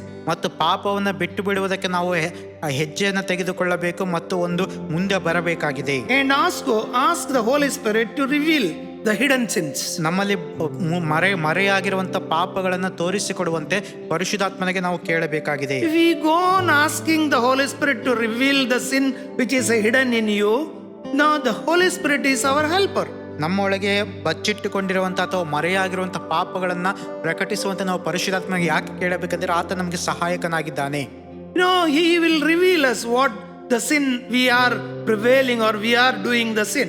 ನಮ್ಮಲ್ಲಿ ಯಾವ ಪಾಪಗಳು ಬಚ್ಚಿಟ್ಟುಕೊಂಡೆ ಅಥವಾ ಯಾವ ಪಾಪಗಳು ನಮ್ಮೊಳಗೆ ಇವೆ ಎಂಬುದಾಗಿ ಆತ ನಮಗೆ ತೋರಿ ಬಯಲು ಮಾಡುತ್ತಾನೆ. That time we have to confess and forsake the sin. ಆ ಸಮಯಗಳಲ್ಲಿ ನಾವು ನಮ್ಮ ಪಾಪಗಳನ್ನು ಒಪ್ಪಿಕೊಂಡು ಅರಿಕೆ ಮಾಡಿ ಬಿಟ್ಟು ಬಿಡಬೇಕಾಗಿದೆ. Ask ourselves the area which are not fully surrendered to the lordship of Jesus. ನಮ್ಮ ಜೀವಿತಗಳಲ್ಲಿ ಯೇಸು ಕ್ರಿಸ್ತನ ಒಡೆತನಕ್ಕೆ ಒಪ್ಪಿಸಿಕೊಡದೇ ಇರುವಂತ ಕ್ಷೇತ್ರಗಳು ಯಾವುದೆಂಬುದಾಗಿ ನಾವು ನೋಡಿಕೊಳ್ಳಬೇಕು. Love for anything more than God. ದೇವರಿಗಿಂತಲೂ ಹೆಚ್ಚಾಗಿ ನಾವು ಯಾವುದನ್ನ ಪ್ರೀತಿಸ್ತಾ ಇದ್ದೇವೆ. For example, our family, ಉದಾಹರಣೆಗೆ ನಮ್ಮ ಕುಟುಂಬವಾಗಿರಬಹುದು, our work, ನಮ್ಮ ಕೆಲಸಗಳಾಗಿರಬಹುದು, or our pleasure, ಅಥವಾ ನಮ್ಮ ಒಂದು ಸ್ವಾರ್ಥ ಆಸೆಗಳಾಗಿರಬಹುದು, or myself or ourself. ಅಥವಾ ನಮ್ಮನ್ನೇ ನಾವು ಅಥವಾ ನನ್ನನ್ನೇ ನಾನು ಹೆಚ್ಚಾಗಿ ಪ್ರೀತಿಸ್ತಾ ಇರಬಹುದು. You know, according to the Mark chapter 12 verse 30 and Matthew chapter 6 verse 33. Mark 12 ಮತ್ತಾಯ 6ನೇ ಅಧ್ಯಾಯದ ಪ್ರಕಾರವಾಗಿ ನಾವು ನೋಡಿದ ಹಾಗೆ, you know, we have to keep the priority of kingdom of God and for Lord in our life. ಯೇಸು ಕ್ರಿಸ್ತನನ್ನ ದೇವರ ರಾಜ್ಯವನ್ನ ನಮ್ಮ ಜೀವಿತದ ಅತಿ ಮುಖ್ಯವಾದ ಒಂದು ಆದ್ಯತೆಯಾಗಿ ನಾವು ಮಾಡಿಕೊಳ್ಳಬೇಕು. Or secondly, have we been complaining and murmuring against God? For example, any situation in our life? ಮತ್ತು ನಾವು ಈ ರೀತಿ ಎರಡನೇ ಪ್ರಶ್ನೆ ಕೇಳಿಕೊಳ್ಳಬೇಕು. ನಮ್ಮ ಜೀವಿತಗಳಲ್ಲಿ ಏನಾದರೂ ಸಮಸ್ಯೆಗಳು ಬರುವಾಗ ಅಥವಾ ಸನ್ನಿವೇಶಗಳು ಎದುರಾಗುವಾಗ, ಪ್ರತಿಕೂಲ ಸನ್ನಿವೇಶಗಳಲ್ಲಿ ನಾವು ದೇವರಿಗೆ ವಿರುದ್ಧವಾಗಿ ಗುಣಗುಡುತ್ತಾ ದೂರು ಹೇಳುತ್ತೇವೆಯೋ? For example, 1 Corinthians 10 verse 10, we see that the people who came out from Egypt, they were throughout that 40 years, they were murmuring and complaining against God. 1 ಕೊರಿಂಥ 10ನೇ ಅಧ್ಯಾಯದ 10ನೇ ವಾಕ್ಯದಲ್ಲಿ ನಾವು ನೋಡುವಾಗ ಆ ಐಗುಪ್ತದಿಂದ ಹೊರಬಂದಂತ ಜನರು ತಮ್ಮ ಜೀವಿತ ಕಾಲವೆಲ್ಲ ದೇವರ ವಿರುದ್ಧವಾಗಿ ಗುಣಗುಡುತ್ತಾ ದೇವರ ವಿರುದ್ಧವಾಗಿ ದೂರು ಹೇಳುತ್ತಾ ಇದ್ದರು. They were murmuring and complaining against Moses and Aaron because they were the leaders. They were leading them into the promised land. ಮತ್ತು ಅವರನ್ನು ನಡೆಸ್ತಾ ಇದ್ದಂತ ಮೋಶೆ ಮತ್ತು ಆರೋನರ ಮೇಲೆ ನಾಯಕರಾಗಿದ್ದಂತ ಜನರ ಮೇಲೆ ಕೂಡ ಅವರು ಜೀವಿತ ಕಾಲವೆಲ್ಲ ದೂರು ಹೇಳುತ್ತಾ ಎದುರು ಬೀಳುತ್ತಾ ಇದ್ದರು. Beloved, those people did not understand that Moses and Aaron is not initiated them to bring out from the land of Egypt to the promised land. ಅವರು ಅರ್ಥ ಮಾಡಿಕೊಳ್ಳಲಿಲ್ಲ, ತಮ್ಮನ್ನ ಆ ಒಂದು ಐಗುಪ್ತರ ದಾಸತ್ವದಿಂದ ಬಿಡಿಸಿ ವಾಗ್ದಾನ ಪ್ರದೇಶಕ್ಕೆ ತೆಗೆದುಕೊಂಡು ಬರುವಂತ ಆಲೋಚನೆ ಮೋಶೆ ಆರೋನರು ಮಾಡಿದ್ದಲ್ಲ, ಅವರಿಂದ ಅದು ಪ್ರಾರಂಭವಾಗಲಿಲ್ಲ ಎಂಬುದಾಗಿ. The similar way our life also, see that today the believers, we do not understand that God has called us and placed us from the darkness to the marvelous light of His Son Jesus Christ. ಈ ದಿವಸಗಳಲ್ಲಿ ವಿಶ್ವಾಸಿಗಳಾದ ನಾವು ಕೂಡ ಅರ್ಥ ಮಾಡಿಕೊಳ್ಳುವುದಿಲ್ಲ, ದೇವರು ತಾನೇ ನಮ್ಮನ್ನ ಕರೆದು ತನ್ನ ಪ್ರಿಯ ಕುಮಾರನ ರಾಜ್ಯದೊಳಗೆ ಕತ್ತಲೆಯ ರಾಜ್ಯದೊಳಗಿಂದ ಸೆಳೆದು ಸೇರಿಸಿದ್ದಾನೆ ಎಂಬುದಾಗಿ. We for example, we murmur against the church or church systems. ಉದಾಹರಣೆಗಾಗಿ ನಾವು ಸಭೆಯ ವಿರುದ್ಧವಾಗಿ, ಸಭೆಯಲ್ಲಿರುವಂತಹ ವಿಷಯಗಳ ವಿರುದ್ಧವಾಗಿ ನಾವು ಗುಣಗುಡುತ್ತೇವೆ. Which we murmur or complain against the pastor and the leader leaders, ಸಭಾಪಾಲಕರಿಗೂ ನಾಯಕರಿಗೂ ವಿರುದ್ಧವಾಗಿ ನಾವು ಮಾತಾಡುತ್ತೇವೆ. or some other system what we are following in the church, we murmur and we grumble and complain. ಅಥವಾ ಸಭೆಯಲ್ಲಿರುವಂಥ ಯಾವುದಾದ್ರೂ ವ್ಯವಸ್ಥೆ ಅಥವಾ ಪ್ರಕ್ರಿಯೆಗಳ ವಿಷಯವಾಗಿ ನಾವು ಮಾತಾಡುತ್ತೇವೆ, ಗುಣಗುಡುತ್ತೇವೆ ಮತ್ತು ದೂರು ಹೇಳುತ್ತೇವೆ. We forgot that we have been called by God, and God himself have initiated us to enter into the kingdom of his son Jesus Christ. ನಾವು ಮರೆತು ಬಿಡುತ್ತೇವೆ ಏನೆಂದ್ರೆ, ನಮ್ಮನ್ನು ಕರೆದದ್ದು ಮನುಷ್ಯರಲ್ಲ, ದೇವರು ನಮ್ಮನ್ನು ಕರೆದು ತನ್ನ ಮಗನಾದ ಯೇಸು ಕ್ರಿಸ್ತನ ಪ್ರಿಯ ಕುಮಾರನ ರಾಜ್ಯದೊಳಗೆ ಸೇರಿಸಿದ್ದಾನೆ ಎಂಬುದಾಗಿ. Or we sometimes we expect praises from other men, ಅಥವಾ ಇನ್ನು ಕೆಲವೊಂದು ಸಮಯಗಳಲ್ಲಿ ನಾವು ಮನುಷ್ಯರಿಂದ ಹೊಗಳಿಕೆಯನ್ನು ಎದುರು ನೋಡುತ್ತೇವೆ. or somebody should commend us for our good works. ಅಥವಾ ಯಾರಾದರೂ ಬಂದು ನಮ್ಮನ್ನು ಅಭಿನಂದಿಸಬೇಕು, ನಾವು ಒಳ್ಳೆ ಕೆಲಸ ಮಾಡಿದ್ದೇವೆ ಎಂಬುದಾಗಿ ಎದುರು ನೋಡುತ್ತೇವೆ. Or we wanted to be the center of all attention. ಅಥವಾ ಎಲ್ಲ ಗಮನವು ನಮ್ಮ ಮೇಲೆ ಇರಬೇಕು ಎಂಬುದಾಗಿ ಕೂಡ ನಾವು ಆಲೋಚಿಸ್ತೇವೆ. In that, for example, John chapter 12 verse 43, we can see there. ಯೋಹಾನ 12ನೇ ಅಧ್ಯಾಯದ 43ನೇ ವಾಕ್ಯದಲ್ಲಿ ಉದಾಹರಣೆಗೆ ನಾವು ನೋಡಬಹುದು. ಆದರೂ ಹಿರಿ ಸಭೆಯವರಲ್ಲಿ ಅನೇಕರು ಆತನನ್ನು ನಂಬಿದರು, ಆದರೆ ತಮಗೆ ಸಭೆಯಿಂದ ಬಹಿಷ್ಕಾರವಾದೀತೆಂದು ಫರಿಸಾಯರಿಗೆ ಅಂಜಿಕೊಂಡು ಅದನ್ನು ಜನರ ಮುಂದೆ ಹೇಳಲಿಲ್ಲ. ಯಾಕೆಂದರೆ ದೇವರಿಂದ ಬರುವ ಮಾನಕ್ಕಿಂತ ಮನುಷ್ಯರಿಂದ ಬರುವ ಮಾನವೇ ಅವರಿಗೆ ಇಷ್ಟವಾಗಿತ್ತು. So here we see the people, they were expecting the honor and recognition from the people than God. ಆದರೆ ಇಲ್ಲಿ ನಾವು ಸ್ಪಷ್ಟವಾಗಿ ನೋಡ್ತೇವೆ, ಮನುಷ್ಯರಿಂದ ಬರುವಂತ ಮಾನ ಗೌರವವನ್ನು ಅವರು ದೇವರಿಂದ ಬರುವಂತ ಮಾನ ಗೌರವಕ್ಕಿಂತ ಶ್ರೇಷ್ಠವಾಗಿ ಎಣಿಸಿದರು. Or we are expecting from others, we will be impatient with others when others criticize us or touch us, or sensitively others talk us. ಅಥವಾ ಇನ್ನೊಂದು ರೀತಿಯಲ್ಲಿ ನೋಡುವಾಗ, ಜನರು ನಮ್ಮ ಬಗ್ಗೆ ಮಾತನಾಡುವಾಗ ಅಥವಾ ನಮ್ಮನ್ನು ಟೀಕೆ ಮಾಡುವಾಗ, ವಿಮರ್ಶೆ ಮಾಡುವಾಗ ನಾವು ಹೆದರಿಕೊಳ್ಳುತ್ತೇವೆ, ನಾವು ಅವರಿಗೆ ವಿರುದ್ಧವಾಗಿ ಮಾತನಾಡಲು ಹೋಗುತ್ತೇವೆ. Or the bitterness and hatredness we have in our heart. ಮತ್ತು ಅವರ ವಿರುದ್ಧವಾಗಿ ಕಹಿತನವನ್ನ ನಮ್ಮ ಜೀವಿತಗಳಲ್ಲಿ ನಾವು ಏರ್ಪಡಿಸಿಕೊಳ್ಳುತ್ತಾ ಹೋಗುತ್ತೇವೆ. Hebrews 12 verse 15 we can see there. ಇಬ್ರಿಯ 12ನೇ ಅಧ್ಯಾಯದ 15ನೇ ವಾಕ್ಯವನ್ನು ನಾವು ನೋಡಬಹುದು. ಪರಿಶುದ್ಧತೆ ಇಲ್ಲದೆ ಯಾವನು ಕರ್ತನನ್ನು ಕಾಣುವುದಿಲ್ಲ. ನಿಮ್ಮಲ್ಲಿ ಯಾರಾದರೂ ದೇವರ ಕೃಪೆಗೆ ತಪ್ಪಿ ಹಿಂಜರಿಯದಂತೆ ಯಾವ ವಿಷವುಳ್ಳ ಬೇರು ನಿಮ್ಮಲ್ಲಿ ಚಿಗುರಿ ಅಸಮಾಧಾನವನ್ನು ಹುಟ್ಟಿಸಿ ಸಭೆಯವರನ್ನು ಕೆಡಿಸದಂತೆ ನೋಡಿಕೊಳ್ಳಿರಿ. Any bitterness, the root of bitterness or poison should not defile ourselves and our people. ಯಾವ ವಿಷವುಳ್ಳ ಬೇರು, ಯಾವುದೇ ಅಸಮಾಧಾನವೂ ಕೂಡ ನಮ್ಮಲ್ಲಿ ಚಿಗುರಿ ಅದು ಸಭೆಯನ್ನ ಕೆಡಿಸಬಾರದು, ನಮ್ಮನ್ನು ಕೆಡಿಸದಂತೆ ನಾವು ನೋಡಿಕೊಳ್ಳಬೇಕು. Or next we see a stubbornness and unyielding spirit in us. ಮತ್ತೊಂದು ವಿಷಯವನ್ನು ನಾವು ನೋಡುತ್ತೇವೆ, ಎದುರು ಬೀಳುವಿಕೆಯ ಆತ್ಮ ಮನೋಭಾವನೆ ಹೊಂದಿಕೊಳ್ಳುವಂಥದ್ದು ಕಠಿಣವಾದ ಹೃದಯ. Headstrong and argumentative things. ಯಾವಾಗಲೂ ನಾವು ಕಠಿಣವಾಗಿರುವಂಥದ್ದು ಮತ್ತು ಯಾವಾಗಲೂ ಒಂದು ವಾದ ವಿವಾದಗಳನ್ನು ಮಾಡುವುದಕ್ಕೆ ಆತುರಗೊಳ್ಳುವಂಥದ್ದು. Always we are sure I am right. ಯಾವಾಗಲೂ ನಾನೇ ಸರಿ ಎನ್ನುವ ರೀತಿಯಲ್ಲಿ ಮಾತಾಡುವಂಥದ್ದು. Or we harsh and sarcastic way we respond. ಅಥವಾ ಬೇರೆಯವರನ್ನ ಟೀಕಿಸುವ ನೆಪದಲ್ಲಿ ಅಥವಾ ಕುಚೋದ್ಯ ಮಾಡುವ ರೀತಿಯಲ್ಲಿ ಯಾವಾಗಲೂ ಮಾತನಾಡುವಂಥದ್ದು. Ephesians verse 5 verse 21 we see. ಎಫೆಸ 5ನೇ ಅಧ್ಯಾಯದ 21ನೇ ವಾಕ್ಯದಲ್ಲಿ ನಾವು ನೋಡುತ್ತೇವೆ, ಒಬ್ಬರಿಗೊಬ್ಬರು ವಿನಯವುಳ್ಳವರಾಗಿ ನಡೆದುಕೊಳ್ಳಿರಿ. We have to be humble with the fear of God and humble with one another. ನಾವು ದೇವರ ಭಯದಲ್ಲಿ ಒಬ್ಬರಿಗೊಬ್ಬರು ವಿನಯವುಳ್ಳವರಾಗಿ ನಡೆದುಕೊಳ್ಳಬೇಕಾಗಿದೆ. Or do we fear for men what they say, or shrink from our duty, hide from our talent? ಮತ್ತೊಂದು ಸಂಗತಿ ಏನೆಂದರೆ, ಮನುಷ್ಯರಿಗೆ ಹೆದರಿಕೊಂಡು ನಾವು ಮಾಡಬೇಕಾದ ಕೆಲಸಗಳನ್ನು ಮಾಡದೇ ಇರುವಂಥದ್ದು ಅಥವಾ ನಮ್ಮಲ್ಲಿರುವಂತಹ ಕೌಶಲ್ಯಗಳು ತಲಾಂತುಗಳನ್ನು ಉಪಯೋಗಿಸಿಕೊಳ್ಳುವುದಕ್ಕೆ ನಾವು ಹೆದರಿಕೊಳ್ಳುವಂಥದ್ದು. For example, Matthew chapter 25 verse 24 to 28 we see there Jesus is giving an example there. A master, he gives 3 different talent to people. ಮತ್ತ 25ನೇ ಅಧ್ಯಾಯದಲ್ಲಿ ಯೇಸು ಕ್ರಿಸ್ತನು ಒಬ್ಬ ಯಜಮಾನನ ಕುರಿತಾಗಿ ಮಾತಾಡುತ್ತಾನೆ. ಅವನು ತನ್ನ 3 ಜನ ಸೇವಕರಿಗೆ ಕೆಲವು ತಲಾಂತಗಳನ್ನು ಕೊಡುವುದರ ಬಗ್ಗೆ. Finally he gives 1 talent to a person. ಮತ್ತೊಂದು ವ್ಯಕ್ತಿಗೆ 1 ತಲಾಂತನ್ನು ಕೊಡುತ್ತಾನೆ. And he goes away. ಮತ್ತು ಆ ಯಜಮಾನನು ಹೊರಟು ಹೋಗುತ್ತಾನೆ. After sometimes he comes and he examines every person whom he has given the talent. ಸ್ವಲ್ಪ ಸಮಯದ ನಂತರ ಯಜಮಾನನು ಹಿಂತಿರುಗಿ ಬರುವಾಗ ಅವರ ಲೆಕ್ಕವನ್ನು ಕೇಳುತ್ತಾನೆ, ನಿಮ್ಮ ತಲಾಂತನ್ನು ಏನು ಮಾಡಿದ್ದೀರಿ The first ಎಂಬುದಾಗಿ. person he has multiplied it. ಮೊದಲನೇ ವ್ಯಕ್ತಿ ಅದನ್ನು ಉಪಯೋಗಿಸಿ ಅಭಿವೃದ್ಧಿ ಪಡಿಸಿದನು. The second man also multiplied it. ಎರಡನೇ ವ್ಯಕ್ತಿ ಕೂಡ ಉಪಯೋಗಿಸಿ ಅಭಿವೃದ್ಧಿ ಪಡಿಸಿದನು. And the third person, he says that the person who gave him the talent is a hard man. ಆದರೆ ಮೂರನೇ ವ್ಯಕ್ತಿ ಈ ರೀತಿಯಲ್ಲಿ ಹೇಳ್ತಾನೆ, ತನಗೆ ತಲಾಂತನ್ನು ಕೊಟ್ಟಂತ ಯಜಮಾನನಿಗೆ ಹೇಳ್ತಾನೆ, ನೀನು ಕಠಿಣ ಮನುಷ್ಯನು ಎಂಬುದಾಗಿ. Where you have not sown, you will reap. ನೀನು ಬಿತ್ತದೇ ಇರುವಲ್ಲಿ ಕೊಯ್ಯುವವನು. Where you have not scattered, you will collect. ನೀನು ತೂರದೇ ಇರುವಲ್ಲಿ ರಾಶಿ ಮಾಡುವವನು. So I am afraid of you. ನಾನು ನಿನ್ನ ಅದಕ್ಕೋಸ್ಕರ ಹೆದರಿಕೊಂಡೆ. So I have hidden your talent. ನಿನ್ನ ತಲಾಂತ ನಾನು ಸುರಕ್ಷಿತವಾಗಿ ಬಚ್ಚಿಟ್ಟಿದ್ದೇನೆ. God has given many talent to each one of us. ದೇವರು ನಮ್ಮಲ್ಲಿ ಪ್ರತಿಯೊಬ್ಬರಿಗೂ ಕೂಡ ವಿಶೇಷವಾದ ತಲಾಂತುಗಳನ್ನು ಕೊಟ್ಟಿದ್ದಾನೆ.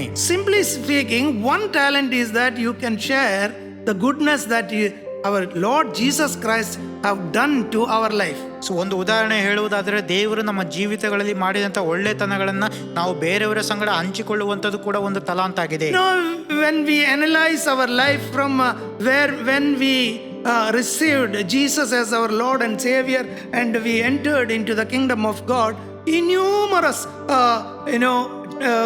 way God has helped us, God has blessed us, God has led us in difficult situation. See, that itself you can share with others. That is the talent God has given to you. ನಾವು ಯೇಸು ಕ್ರಿಸ್ತನ ನಂಬಿದ ದಿನದಿಂದ ಇದುವರೆಗೂ ನಾವು ನಮ್ಮ ಜೀವಿತಗಳನ್ನು ಹಿಂತಿರುಗಿ ನೋಡುವುದಾದರೆ, ದೇವರು ಅಸಂಖ್ಯಾತವಾದ ಅದ್ಭುತಗಳನ್ನು ಮಾಡಿದ್ದಾನೆ, ನಮಗೆ ಸಹಾಯಗಳನ್ನು ಮಾಡಿದ್ದಾನೆ.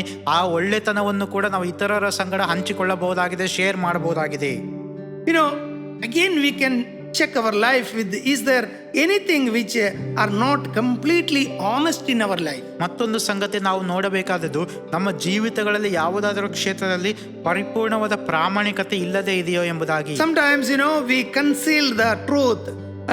We try to cover up our fault. ಕೆಲವೊಮ್ಮೆ ನಾವು ನಮ್ಮ ತಪ್ಪುಗಳನ್ನ, ನಾವು ನಮ್ಮಲ್ಲಿರುವಂತಹ ಸತ್ಯಗಳನ್ನು ಮುಚ್ಚಿಟ್ಟು ನಾವು ಇತರರ ಮುಂದೆ ನಾವು ಹೊದಿಕೆ ಹಾಕಿ ಕಪಟಿಗಳಾಗಿ ನಡೆದುಕೊಳ್ಳುತ್ತೇವೆ. We try to give a better impression before others what we are truly. ನಾವು ನಿಜವಾಗಲೂ ಏನಾಗಿದ್ದೇವೋ ಅದಕ್ಕೆ ಬದಲಾಗಿ ನಾವು ಉತ್ತಮವಾಗಿದ್ದೇವೆ ಎಂಬುದಾಗಿ ಇತರರ ಮುಂದೆ ತೋರಿಸಿಕೊಳ್ಳುವುದಕ್ಕೆ ಪ್ರಯತ್ನಿಸ್ತೇವೆ. Jesus says the good example is that about the Pharisees. Matthew chapter 23, 27 to 28, we can see that. ಮತ್ತಾಯನ ಸುವಾರ್ತೆ 23:27 ನಾವು ಆ ಒಂದು ಫರಿಸಾಯರ ಕುರಿತಾಗಿ ಯೇಸು ಕ್ರಿಸ್ತನ ಹೇಳುವುದನ್ನು ನಾವು ನೋಡುತ್ತೇವೆ. See, they are outwardly they are beautiful, they are so zealous for their religion, but inwardly they are the tomb, and the dead bones are inside the tomb. ಅವರು ಹೊರಗಡೆ ನೋಡುವುದಕ್ಕೆ ತುಂಬ ಧಾರ್ಮಿಕವಾಗಿ ದೇವರನ್ನು ಹಿಂಬಾಲಿಸುವವರಂತೆ ಕಂಡರೂ ಕೂಡ ಆಂತರಿಕವಾಗಿ ಅವರ ಹೃದಯಗಳನ್ನು ನೋಡುವಾಗ ಅವರು ಸುಣ್ಣ ಹಚ್ಚಿದ ಸಮಾಧಿ ಅಂತಿದ್ದಾರೆ, ಮತ್ತು ಅವರ ಒಳಗಡೆ ಆ ಒಂದು ಎಲುಬುಗಳು, ಕೊಳೆತ ಎಲುಬುಗಳನ್ನು ಹೊರತುಪಡಿಸಿ ಬೇರೆ ಏನು ತುಂಬಿಕೊಂಡಿಲ್ಲ. Sometimes the believers also in the same manner. ವಿಶ್ವಾಸಿಗಳು ಕೂಡ ಇದೇ ರೀತಿಯಲ್ಲಿ ಇರುತ್ತಾರೆ ಹೆಚ್ಚಿನ ಸಮಯಗಳಲ್ಲಿ. Unless we have a concern for ourselves, ನಮಗೋಸ್ಕರ ನಾವು ಕಾಳಜಿಯನ್ನು ಹೊಂದಿಕೊಳ್ಳದೆ ಇದ್ದರೆ, we wanted to have a true life that Jesus Christ has given us, unless we realize that Yesu Krista ನಮಗೆ ನಿಜವಾದ ಜೀವವನ್ನು ಕೊಟ್ಟಿದ್ದಾನೆ ಎಂಬುದಾಗಿ ನಾವು ಮನವರಿಕೆಯನ್ನು ಹೊಂದದೇ ಇದ್ದರೆ, we also will be like this. ನಾವು ಕೂಡ ಇದೇ ರೀತಿಯಲ್ಲಿ ಇರುತ್ತೇವೆ. Outwardly we show people that we are a believers, ಹೊರಗಡೆ ಜನರಿಗೆ ನಾವು ತೋರಿಸ್ತೇವೆ ನಾವು ವಿಶ್ವಾಸಿಗಳು ಎಂಬುದಾಗಿ, but inside dead things will be there. ಆದರೆ ಒಳಗಡೆ ಸತ್ತು ಕೊಳೆತ ಹೊಲಸಾದ ಸಂಗತಿಗಳು ಇರುತ್ತವೆ. Beloved, we have not called for such thing. ಪ್ರಿಯರೇ, ಅಂತಹ ಕಾರ್ಯಗಳಿಗೋಸ್ಕರ ನಾವು ಕರೆಯಲ್ಪಟ್ಟವರಲ್ಲ.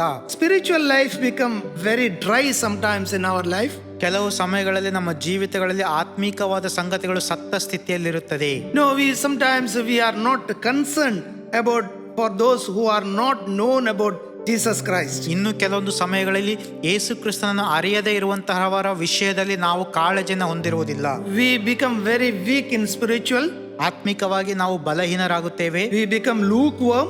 ನಾವು ಆ ಒಂದು ಉಗುರು ಬೆಚ್ಚಗಿನ ಸನ್ನಿವೇಶದಲ್ಲಿ ಇರುತ್ತೇವೆ. We turn back from our life of discipleship of Jesus Christ. ಯೇಸು ಕ್ರಿಸ್ತನ ಶಿಷ್ಯತ್ವದಿಂದ ನಮ್ಮ ಜೀವಿತವನ್ನು ನಾವು ತಿರುಗಿಸಿಕೊಳ್ಳುತ್ತೇವೆ. We can see in Jesus says that Mark 8 verse 34. Mark 8ನೇ ಅಧ್ಯಾಯದ 34ನೇ ವಾಕ್ಯದಲ್ಲಿ ನಾವು ನೋಡಬಹುದು. You can read that. ಆಮೇಲೆ ಆತನು ತನ್ನ ಶಿಷ್ಯರ ಜೊತೆಗೆ ಜನರ ಗುಂಪನ್ನು ಹತ್ತಿರ ಕರೆದು ಅವರಿಗೆ ಹೇಳಿದ್ದೇನೆಂದರೆ, ಯಾವನಿಗಾದರೂ ನನ್ನ ಹಿಂದೆ ಬರುವುದಕ್ಕೆ ಮನಸ್ಸಿದ್ದರೆ ಅವನು ತನ್ನನ್ನು ನಿರಾಕರಿಸಿ ತನ್ನ ಶಿಲುಬೆಯನ್ನು ಹೊತ್ತುಕೊಂಡು ನನ್ನ ಹಿಂದೆ ಬರಲಿ. So Jesus says that if anybody wanted to follow me, he has to forsake himself and take up the cross. ಯೇಸು ಕ್ರಿಸ್ತನು ಅವನಿಗೆ ಆತನ ತನ್ನನ್ನು ಹಿಂಬಾಲಿಸುವ ಜನರಿಗೆ ಹೇಳ್ತಾನೆ, ಯಾವನಿಗಾದರೂ ನನ್ನನ್ನು ಹಿಂಬಾಲಿಸುವುದಕ್ಕೆ ಮನಸ್ಸಿದ್ದರೆ ನಿಮ್ಮ ಶಿಲುಬೆಯನ್ನು ಹೊತ್ತುಕೊಂಡು ಬನ್ನಿ. No, about the cross speaks always the death. ಆ ಶಿಲುಬೆ ಎನ್ನುವಂಥದ್ದು ಯಾವಾಗಲೂ ಮರಣವನ್ನು ತೋರಿಸಿಕೊಡುತ್ತದೆ.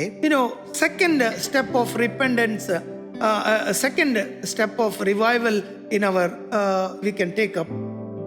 ಎರಡನೆಯದಾಗಿ ನಾವು ಉಜ್ಜೀವನದ ಹಂತವನ್ನು ನೋಡುವಾಗ, repent of all sins the Holy Spirit has revealed to us.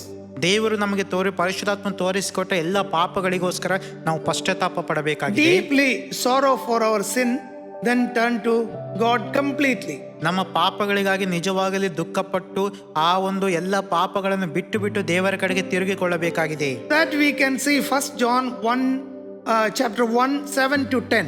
1 ಯೋಹಾನ 1ನೇ ಅಧ್ಯಾಯದ 7ರಿಂದ 10 ವಾಕ್ಯಗಳನ್ನು ನಾವು ಅದರಲ್ಲಿ ನೋಡಿಕೊಳ್ಳುತ್ತೇವೆ.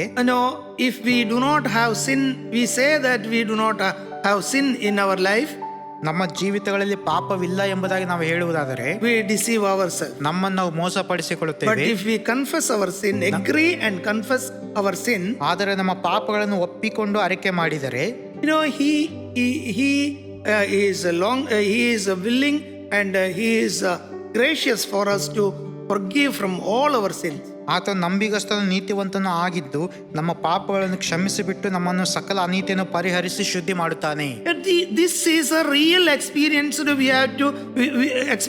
that we have to go through. ಇದು ನಿಜವಾದ ಒಂದು ಅನುಭವವಾಗಿದೆ, ನಾವು ಹಾದು ಹೋಗಬೇಕಾದ ಅನುಭವ. If we do not have this true experience in our life, ನಮ್ಮ ಜೀವಿತಗಳಲ್ಲಿ ನಿಜವಾದ ಅನುಭವ ನಮಗಿಲ್ಲದೆ ಹೋದರೆ, one is forgiveness from God, ದೇವರಿಂದ ಕ್ಷಮಾಪಣೆಯನ್ನು ಹೊಂದಿಕೊಳ್ಳದೆ ಹೋದರೆ, secondly the cleansing of our Lord Jesus Christ, ನಮ್ಮ ಕರ್ತನಾದ ಯೇಸು ಕ್ರಿಸ್ತನ ಒಂದು ಕ್ಷಮಾಪಣೆ ಶುದ್ಧೀಕರಣವನ್ನು ಹೊಂದಿಕೊಳ್ಳದೆ ಹೋದರೆ, we have not truly turned from our sin and surrendered to the Lord. ನಮ್ಮ ಜೀವಿತಗಳ ನಿಜವಾಗಲೂ ದೇವರಿಗೆ ಒಪ್ಪಿಸಿಕೊಟ್ಟಿಲ್ಲ, ನಾವು ದೇವರ ಕಡೆಗೆ ತಿರುಗಿಕೊಂಡಿಲ್ಲ ಎಂಬುದಾಗಿ ಅರ್ಥ. The third step of revival we can see, ಮೂರನೇ ಹಂತ ಉಜ್ಜೀವನಕ್ಕೆ ನಾವು ನೋಡುವಾಗ, take a right thing and any wrong we have done to others, we can make it right.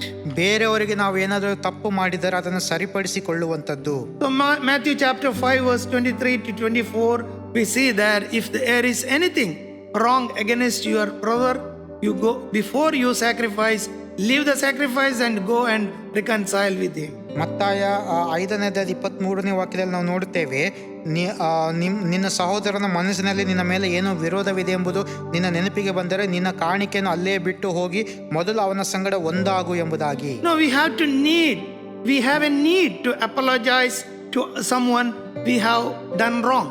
ನಾವು ಯಾರಿಗೆ ವಿರುದ್ಧವಾಗಿ ಪಾಪ ಮಾಡಿದರೆ, ತಪ್ಪು ಮಾಡಿದರೆ ಅವರ ಕ್ಷಮಾಪಣೆ ನಾವು ಕೇಳಬೇಕಾಗಿದೆ. This is very difficult for humanly speaking.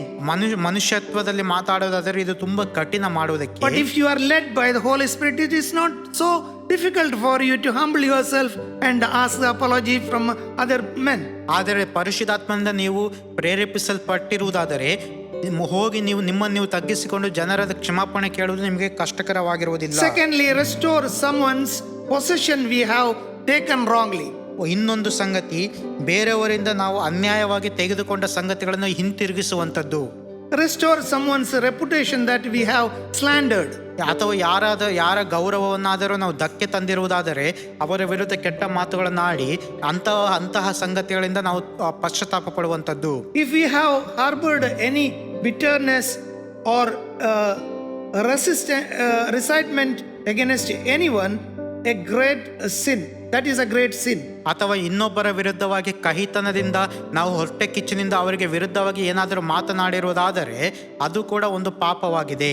Now Matthew chapter 6 verse 12, we can see that, we need not read that, or even 14 to 15 verse, that also we have reminded that if wrongly we do against anybody or we keep the bitterness about others, we have to reconcile.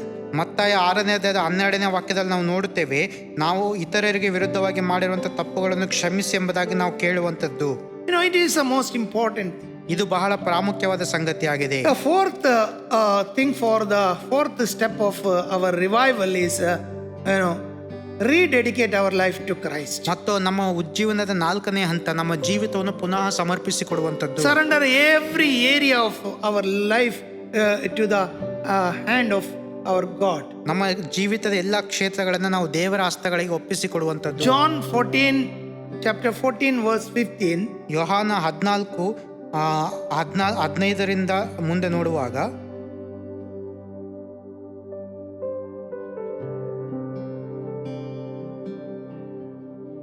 John chapter 14, verse 15. ಯೋಹಾನ 14ನೇ ಅಧ್ಯಾಯದ 15ನೇ ವಾಕ್ಯ, ನೀವು ನನ್ನನ್ನು ಪ್ರೀತಿಸುವುದಾದರೆ ನನ್ನ ಆಜ್ಞೆಗಳನ್ನು ಕೈಗೊಂಡು ನಡೆಯುವಿರಿ. So that if you love me, you will obey my commandments. ನೀವು ನನ್ನನ್ನು ಪ್ರೀತಿಸುವುದಾದರೆ ನನ್ನ ಆಜ್ಞೆಗಳನ್ನು ಕೈಗೊಂಡು ನಡೆಯುವಿರಿ. And another thing we can see, 1 Corinthians chapter 6, 19 and 20, you are of not your own. ಮತ್ತೊಂದು ಸಂಗತಿ 1 ಕೊರಿಂಥ 16ನೇ ಅಧ್ಯಾಯದ 17ರಿಂದ ಮುಂದೆ ನೋಡುವಾಗ, ನಾವು ನಮಗೆ ಸ್ವಂತವಾದವರಲ್ಲ. No, we have been purchased for a price. ನಾವು ನಮ್ಮ ಸ್ವಂತ ಸ್ವತ್ತಲ್ಲ, ಕ್ರಯಕ್ಕೆ ಕೊಳ್ಳಲ್ಪಟ್ಟವರಾಗಿದ್ದೇವೆ. So we belong to someone else. ನಾವು ಬೇರೆಯವರಿಗೆ ಸೇರಿದವರು. Paul always says himself that I am a bond servant of Jesus Christ. ಪೌಲನು ಯಾವಾಗಲೂ ಹೇಳುತ್ತಾನೆ, ನಾನು ಯೇಸು ಕ್ರಿಸ್ತನ ದಾಸನಾಗಿದ್ದೇನೆ.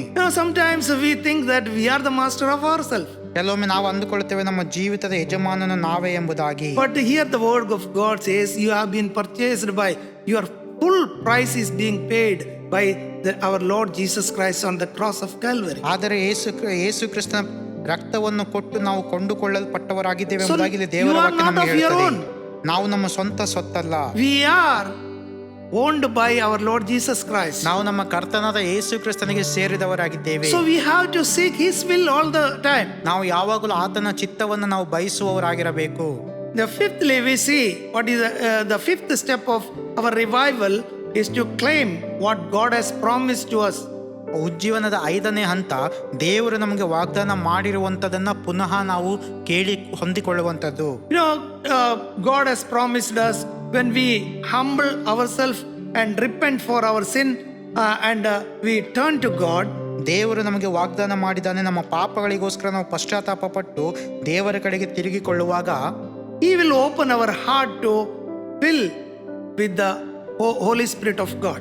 ದೇವರಾತ್ಮನಿಂದ ನಮ್ಮ ಹೃದಯವನ್ನು ತುಂಬಿಸುತ್ತಾನೆ ಎಂಬುದಾಗಿ ಆತನು ವಾಗ್ದಾನ ಮಾಡಿದ್ದಾನೆ. Ephesians 5 verse 18, you need not drink with the intoxicating drinks, but you have to be filled with the Holy Spirit. ಎಫೆಸ 5ನೇ ಅಧ್ಯಾಯದ 18ನೇ ವಾಕ್ಯದಲ್ಲಿ, ನೀವು ಒಂದು ಮದ್ಯಪಾನ ಮಾಡಿ ಪಟ್ಟಿಂಗವರಾಗಬೇಡಿ, ಪರಿಶುದ್ಧಾತ್ಮನಿಂದ ತುಂಬಿಸಲ್ಪಡಿರಿ. So for our power is in Holy Spirit. ನಮ್ಮ ಒಂದು ಬಲವು ಪರಿಶುದ್ಧಾತ್ಮನಲ್ಲಿ ಇರುವಂತದ್ದಾಗಿದೆ. So we have to turn back to God in order to God to fill our heart with the Holy Spirit, the power of Holy Spirit. ದೇವರಾತ್ಮನಿಂದ ನಮ್ಮ ಹೃದಯಗಳು ತುಂಬಿಸಲ್ಪಡಬೇಕಾದರೆ ನಾವು ದೇವರ ಕಡೆಗೆ ತಿರುಗಿಕೊಳ್ಳಬೇಕಾಗಿದೆ. And also Romans chapter 12 verse 1 says that present yourself, your body as a living sacrifice unto God. ಮತ್ತು ರೋಮಾಪುರ 12:1 ಹೇಳುತ್ತದೆ, ನೀವು ನಿಮ್ಮ ದೇಹಗಳನ್ನು ದೇವರಿಗೆ ಮೀಸಲಾಗಿಯೂ ಮೆಚ್ಚುಗೆಯಾಗಿರುವ ಸಜೀವ ಯಜ್ಞವಾಗಿ ಅರ್ಪಿಸಿರಿ. This God is requiring from us. ಇದು ದೇವರು ನಮ್ಮಿಂದ ಬಯಸುವಂತ ಸಂಗತಿಗಳಾಗಿವೆ. It is not an ordinary thing. ಇದು ಸಾಮಾನ್ಯವಾದ ಸಂಗತಿಗಳಲ್ಲ. An animal is being sacrificed on the altar, it will be cut. The animal cannot ask, oh, you are taking me to cut my life. ಒಂದು ವೇಳೆ ಯಾವುದಾದರೂ ಪ್ರಾಣಿಯು ಬಲಿಯಾಗಿ ಸಮರ್ಪಿಸಲ್ಪಡುವಾಗ ಅದನ್ನು ಕತ್ತರಿಸಲಾಗುತ್ತದೆ, ಅದು ಸತ್ತು ಹೋಗುತ್ತದೆ, ಅದು ಮತ್ತೆ ಪ್ರಶ್ನಿಸಲು ಸಾಧ್ಯವಿಲ್ಲ, ನನ್ನನ್ನು ಯಾಕೆ ಯಜ್ಞವಾಗಿ ಅರ್ಪಿಸುತ್ತಿದ್ದೀರಿ ಎಂಬುದಾಗಿ. We need not be killed, but we can present our body as a living sacrifice unto our Lord. ಆದರೆ ನಾವು ಸಮರ್ಪಿಸುವ ಅಗತ್ಯವಿಲ್ಲ, ಬದುಕಿರುವಾಗಲೇ ನಮ್ಮನ್ನು ನಾವು ಸಜೀವ ಯಜ್ಞವಾಗಿ ಒಪ್ಪಿಸಿಕೊಡಬೇಕಾಗಿದೆ. Which is pleasing to God. ಅದು ದೇವರಿಗೆ ಮೆಚ್ಚುಗೆಯಾಗಿರುತ್ತದೆ. So that our mind will be renewed and we can understand God better way. ಅದರ ಮೂಲಕವಾಗಿ ನಮ್ಮ ಹೃದಯಗಳು ನೂತನಗೊಳ್ಳುತ್ತವೆ ಮತ್ತು ನಾವು ದೇವರನ್ನು ಅರ್ಥ ಮಾಡಿಕೊಳ್ಳಲು ಸಾಧ್ಯವಾಗುತ್ತದೆ. Final step of revival is that we submission to the Holy Spirit. ಕೊನೆಯದಾಗಿ ನಮ್ಮ ಉಜ್ಜೀವನದ ಹಂತ ದೇವರಿಗೆ ಸಂಪೂರ್ಣವಾಗಿ ಸಮರ್ಪಿಸುವಂತದ್ದು. If one is not filled with the Holy Spirit, ದೇವರ ಆತ್ಮನಿಂದ ನಾವು ತುಂಬಿಸಲ್ಪಡದೆ ಹೋಗುವುದಾದರೆ he will not be controlled by the Holy Spirit. ನಾವು ಪರಿಶುದ್ಧಾತ್ಮನಿಂದ ತುಂಬಿಸಲ್ಪಡಲು ಸಾಧ್ಯವಿಲ್ಲ. You know, unless you are controlled by the Holy Spirit, you will not be led by Holy Spirit. ಪರಿಶುದ್ಧಾತ್ಮನಿಂದ ತುಂಬಿಸಲ್ಪಡದೆ ಹೋದರೆ ಪರಿಶುದ್ಧಾತ್ಮನಿಂದ ನಡೆಸಲ್ಪಡಲು ಸಾಧ್ಯವಿಲ್ಲ. Now, Galatians 5 verse 16. Galatia 5:16 ಈ ರೀತಿಯಲ್ಲಿ ಹೇಳುತ್ತದೆ. ಗಲಾತ್ಯ 5:16, ನಾನು ಹೇಳುವುದೇನೆಂದರೆ ಪವಿತ್ರಾತ್ಮನನ್ನು ಅನುಸರಿಸಿ ನಡೆದುಕೊಳ್ಳಿರಿ, ಆಗ ನೀವು ಶರೀರ ಭಾವದ ಅಭಿಲಾಷೆಗಳನ್ನು ಎಷ್ಟು ಮಾತ್ರಕ್ಕೂ ನೆರವೇರಿಸುವುದಿಲ್ಲ. If you controlled by the Holy Spirit, you will not do the desires of your flesh. ನೀವು ನಿಮ್ಮ ಪರಿಶುದ್ಧಾತ್ಮದಿಂದ ಅನುಸರಿಸಿ ನಡೆದುಕೊಳ್ಳುವುದಾದರೆ ನಿಮ್ಮ ದೇಹದ ಆಸೆಗಳನ್ನು ಪೂರೈಸಿಕೊಳ್ಳುವುದಕ್ಕೆ ಆಲೋಚಿಸುವುದಿಲ್ಲ. Most of the time what makes us to sin is the desires of our body. ಅನೇಕ ಸಮಯಗಳಲ್ಲಿ ನಾವು ಮಾಡುವಂತ ಸಂಗತಿ ಏನೆಂದರೆ ನಮ್ಮ ದೇಹವು ಪಾಪಕ್ಕೆ ನಮ್ಮನ್ನು ನಾನಂತೂ ದೇವರಿಗಾಗಿ ಜೀವಿಸುವುದಕ್ಕೋಸ್ಕರ ಕ್ರಿಸ್ತನೊಂದಿಗೆ ಶಿಲುಬೆಗೆ ಹಾಕಿಸಿಕೊಂಡವನಾಗಿದ್ದೇನೆ, ಇನ್ನು ಜೀವಿಸುವವನು ನಾನಲ್ಲ, ಕ್ರಿಸ್ತನು ನನ್ನಲ್ಲಿ ಜೀವಿಸುತ್ತಾನೆ. So Paul says that no longer I live but Christ lives in me. ಪೌಲನು ಹೇಳ್ತಾನೆ, ಇನ್ನು ಜೀವಿಸುವವನು ನಾನಲ್ಲ, ಕ್ರಿಸ್ತನು ನನ್ನಲ್ಲಿ ಜೀವಿಸ್ತಾ ಇದ್ದಾನೆ. You know, that means that I have died for my old life and I am now living the life of Christ in me. ಅದರ ಅರ್ಥ ನಾನು ಯೇಸು ಕ್ರಿಸ್ತನೊಂದಿಗೆ ಇರುವಂತ ಆ ಜೀವಿತ, ನನ್ನ ಜೀವಿತ ನನಗೆ ಮುಗಿದಿದೆ, ಇನ್ನು ಕ್ರಿಸ್ತನ ಜೀವಿತವನ್ನು ಜೀವಿಸ್ತಾ ಇದ್ದಾನೆ. So we have to surrender ourselves to the Lord. ನಮ್ಮನ್ನು ನಾವು ದೇವರಿಗೆ ಒಪ್ಪಿಸಿಕೊಡಬೇಕಾಗಿದೆ. So finally we see Romans 8 verse 29. ಮತ್ತು ರೋಮಾಪುರ 8ನೇ ಅಧ್ಯಾಯದ 30ನೇ ವಾಕ್ಯವನ್ನು ನಾವು ನೋಡುವುದಾದರೆ 29ನೇ ವಾಕ್ಯ.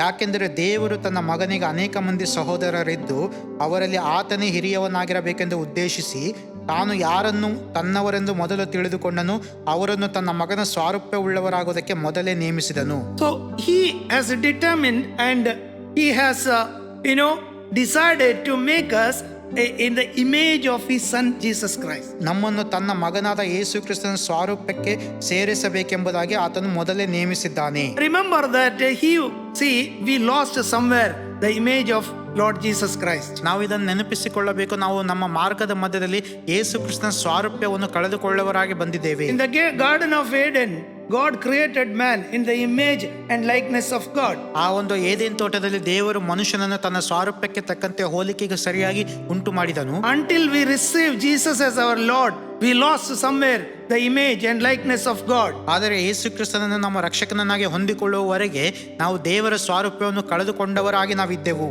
No, here now we have received the image and likeness of our Lord Jesus Christ. ಈಗ ಆತನ ಮಗನಾದ ಯೇಸು ಕ್ರಿಸ್ತನ ಸ್ವಾರೂಪ್ಯವನ್ನು ಹೊಂದಿಕೊಳ್ಳುವುದಕ್ಕೆ ನಾವು ಕರೆಯಲ್ಪಟ್ಟಿದ್ದೇವೆ. We should always keep up this image and likeness of our Lord Jesus Christ. ಈ ಒಂದು ಯೇಸು ಕ್ರಿಸ್ತನ ಸ್ವಾರೂಪ್ಯವನ್ನು ನಾವು ಅನುದಿನವೂ ನಾವು ಮುಂದುವರಿಸಿಕೊಂಡು But ಹೋಗಬೇಕಾಗಿದೆ. remember that the revival work is the work is from the Holy Spirit. ಆದರೆ ಅರ್ಥ ಮಾಡಿಕೊಳ್ಳದೆ ಉಜ್ಜೀವನ ಪರಿಶುದ್ಧಾತ್ಮನಿಂದ ಮಾತ್ರ ಕಾರ್ಯ ನಡೆಯುವಂಥದ್ದು.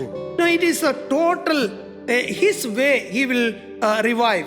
ಆತನು ಸಂಪೂರ್ಣವಾಗಿ ನಮ್ಮನ್ನು ತನ್ನ ಚಿತ್ತಕ್ಕೆ ತಕ್ಕಂತೆ ಉಜ್ಜೀವನಗೊಳಿಸುತ್ತಾನೆ. And it is in his own time.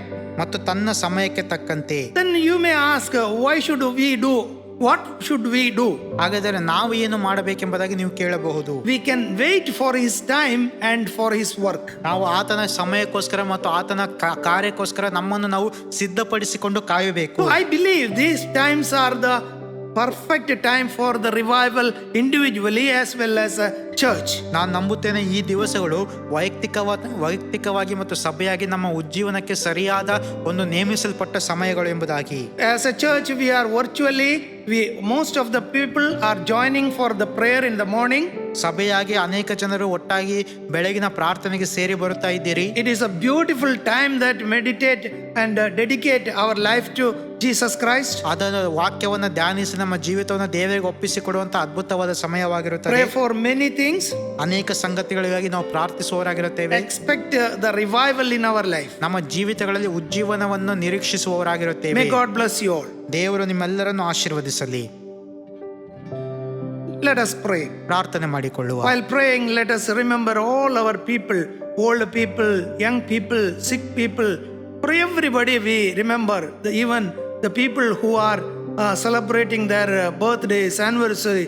We will pray for them. Gracious Heavenly, yeah. ಪ್ರಾರ್ಥನೆ ಮಾಡುವಾಗ ನಾವು ನಮ್ಮ ಸಭೆಯ ಹಿರಿಯರು ಕಿರಿಯರು ಎಲ್ಲ ವಿಶ್ವಾಸಿಗಳು ಮತ್ತು ನಮ್ಮ ಈ ಒಂದು ವಾರದಲ್ಲಿ ಹುಟ್ಟುಹಬ್ಬ ವಾರ್ಷಿಕೋತ್ಸವವನ್ನು ಆಚರಿಸಿಕೊಳ್ಳುವಂಥವರು ಆಶ್ರಯಗಿರಿ ಎಲ್ಲ ವಿಷಯಗಳನ್ನು ನಾವು ನೆನಪಿಸಿಕೊಂಡು ಪ್ರಾರ್ಥಿಸೋಣ. Gracious Heavenly Father, we thank you for your wonderful words of God. ಕೃಪೆಯುಳ್ಳ ಪರಲೋಕದ ತಂದೆ, ನಿನ್ನ ವಾಕ್ಯಗಳಿಗಾಗಿ ನಾವು ನಿನಗೆ ಸ್ತೋತ್ರ ಸಲ್ಲಿಸುತ್ತೇವೆ. Yes Lord, absolutely we need a revival individually, as a family, as a church, Lord God. ಹೌದು ದೇವರೇ, ನಾವು ವೈಯಕ್ತಿಕವಾಗಿ ಸಭೆಯಾಗಿ ಮತ್ತು ನಮ್ಮ ಜೀವಿತಗಳಲ್ಲಿ ಉಜ್ಜೀವನದ ಅವಶ್ಯಕತೆ ಇದೆ. We expectedly wait for your time, O God. ನಿನ್ನ ಸಮಯಕ್ಕಾಗಿ ನಾವು ನಿರೀಕ್ಷೆಯಿಂದ ಕಾಯುತ್ತೇವೆ ದೇವರೇ. Lord, for everything, Lord God, there is a perfect time you have set. ನೀನು ಎಲ್ಲದಕ್ಕೂ ಉತ್ತಮವಾದ ಸಮಯವನ್ನು ನೇಮಿಸಿಟ್ಟಿದ್ದೆ ದೇವರೇ. Father, help us to wait upon you for the time of revival, O God. ದೇವರ ಉಜ್ಜೀವನದ ಸಮಯಕ್ಕೋಸ್ಕರ ನಾವು ನಿನ್ನಲ್ಲಿ ಕಾಯುವಂತೆ ನಿನ್ನನ್ನೇ ನಿರೀಕ್ಷಿಸುವಂತೆ ಸಹಾಯ ಮಾಡು. So that through our individual life, through our church,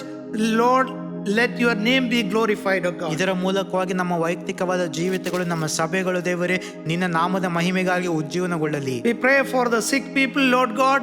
If anybody is going through the disease, pandemic disease, Lord God, we pray for them. Lord, heal them totally and give them good health, O God. ದೇವರ ಅನಾರೋಗ್ಯದಲ್ಲಿರುವಂತಹ ಜನರಿಗೋಸ್ಕರ ಪ್ರಾರ್ಥಿಸ್ತೇವೆ. ವಿಶೇಷವಾಗಿ ಈ ಒಂದು ಸಾಂಕ್ರಾಮಿಕ ರೋಗದಿಂದ ಯಾರಾದರೂ ಬಳಲುತ್ತಿದ್ದರೆ ಅವರನ್ನು ಮುಟ್ಟಿ ಗುಣಪಡಿಸಿ ಪರಿಪೂರ್ಣವಾದ ಆರೋಗ್ಯವನ್ನು ದಯಪಾಲಿಸು. Father, we pray for our old people, Lord God, and especially, Lord God, the people who stay in Ashrayagiri, Lord God, we ask your mercy and Lord, good health upon their lives, O God. ನಮ್ಮ ಸಭೆಯಲ್ಲಿರುವಂಥ ಎಲ್ಲ ಪ್ರಾಯಸ್ಥರಿಗೋಸ್ಕರ, ವಿಶೇಷವಾಗಿ ಆಶ್ರಯಗಿರಿಯಲ್ಲಿರುವಂಥ ಹಿರಿಯರಿಗೋಸ್ಕರ ನಾವು ಪ್ರಾರ್ಥಿಸ್ತೇವೆ. ಅವರ ಜೀವಿತಗಳನ್ನು ಬಲಪಡಿಸು, ಅವರಿಗೆ ಒಳ್ಳೆ ಆರೋಗ್ಯವನ್ನು ಕೊಟ್ಟು ಮುನ್ನಡೆಸು. We pray even for the caretakers there, O God. ಅದನ್ನು ನೋಡಿಕೊಳ್ಳುವಂಥ ಜನರಿಗೋಸ್ಕರ ನಾವು ಪ್ರಾರ್ಥಿಸುತ್ತೇವೆ. Father, we pray for our young people, Lord God. ನಮ್ಮ ಯವನಸ್ಥರಿಗೋಸ್ಕರ ಪ್ರಾರ್ಥಿಸ್ತೇವೆ ದೇವರೇ. Bless them abundantly, Lord God. ಅವರನ್ನು ವಿಶೇಷವಾಗಿ ಅಭಿವೃದ್ಧಿಪಡಿಸುವ Father, there ಆಶೀರ್ವದಿಸು. should be a breakthrough in their spiritual life, O God. ಪ್ರತಿಯೊಬ್ಬರ ಅವರ ಜೀವಿತಗಳಲ್ಲಿ ಒಂದು ಬದಲಾವಣೆಗಳು, ಆತ್ಮಿಕ ಒಂದು ಬದಲಾವಣೆಗಳು ಉಂಟಾಗಲಿ. So that they may, in the days to come, many of them may be dedicated for your service, O God. ಮುಂಬರುವ ದಿವಸಗಳಲ್ಲಿ ಅವರಲ್ಲಿ ಅನೇಕರು ನಿನ್ನ ಸೇವೆಗಾಗಿ ಒಪ್ಪಿಸಿಕೊಡುವಂತೆ ಸಹಾಯ ಮಾಡು. Father, we pray, Lord God, for each and every family, so God. Lord, if anybody is, Lord God, shortage of day-to-day things, Lord God, we ask your mercy, your provisions for them, O God. ದೇವರೇ, ಯಾರಿಗಾದರೂ ದಿನನಿತ್ಯದ ಅಗತ್ಯ ವಸ್ತುಗಳಲ್ಲಿ ಕೊರತೆಗಳು ಇರುವುದಾದರೆ ಅಂಥವರಿಗೋಸ್ಕರ ಪ್ರಾರ್ಥಿಸ್ತೇವೆ. ದೇವರೇ, ನೀನು ಅವರ ಅಗತ್ಯತೆಗಳನ್ನು ಪೂರೈಸಿಕೊಡು. Father, if anybody is celebrating their anniversaries and birthdays, Father, you bless abundantly even upon them. Also let your blessings be, O God. ದೇವರೇ, ವಿಶೇಷವಾಗಿ ವಾರದಲ್ಲಿ ಹುಟ್ಟುಹಬ್ಬ ವಾರ್ಷಿಕೋತ್ಸವಗಳನ್ನು ಆಚರಿಸಿಕೊಳ್ಳುವಂಥ ಎಲ್ಲ ಜನರ ಮೇಲೆ ನಿನ್ನ ಒಂದು ವಿಶೇಷವಾದ ಸಮೃದ್ಧಿಯಾದ ಆಶೀರ್ವಾದಗಳು ಸುರಿಸಲ್ಪಡಲಿ. We glorify your name, O God. ನಿನ್ನ ನಾಮವನ್ನು ನಾವು ಮಹಿಮೆ ಪಡಿಸ್ತೇವೆ. All glory and honor and praises unto thy name alone, O God. ಎಲ್ಲ ಸ್ತುತಿ, ಘನ, ಮಾನ, ಮಹಿಮೆ ನಿನ್ನೊಬ್ಬನಿಗೆ, ನಿನ್ನ ಹೆಸರಿಗೆ ಮಾತ್ರವೇ ದೇವರೇ. Thank you for hearing our prayer, O God. ನಮ್ಮ ಪ್ರಾರ್ಥನೆಗಳನ್ನು ಕೇಳಿ ಸದುತ್ತರ ಕೊಟ್ಟಿರುವುದಕ್ಕಾಗಿ ವಂದನೆಗಳು. In the matchless and wonderful name of our Lord and Savior Jesus Christ we pray. ಆ ಒಂದು ಸರಿಸಾಟಿ ಇಲ್ಲದ ನಮ್ಮ ಕರ್ತನಾದ ಯೇಸು ಕ್ರಿಸ್ತನ ಅತಿ ಮಧುರವಾದ ಹೆಸರಿನಲ್ಲಿ ಪ್ರಾರ್ಥಿಸಿ ಬೇಡಿ ಹೊಂದಿದ್ದೇವೆ ತಂದೆಯೇ. ಆಮೇನ್.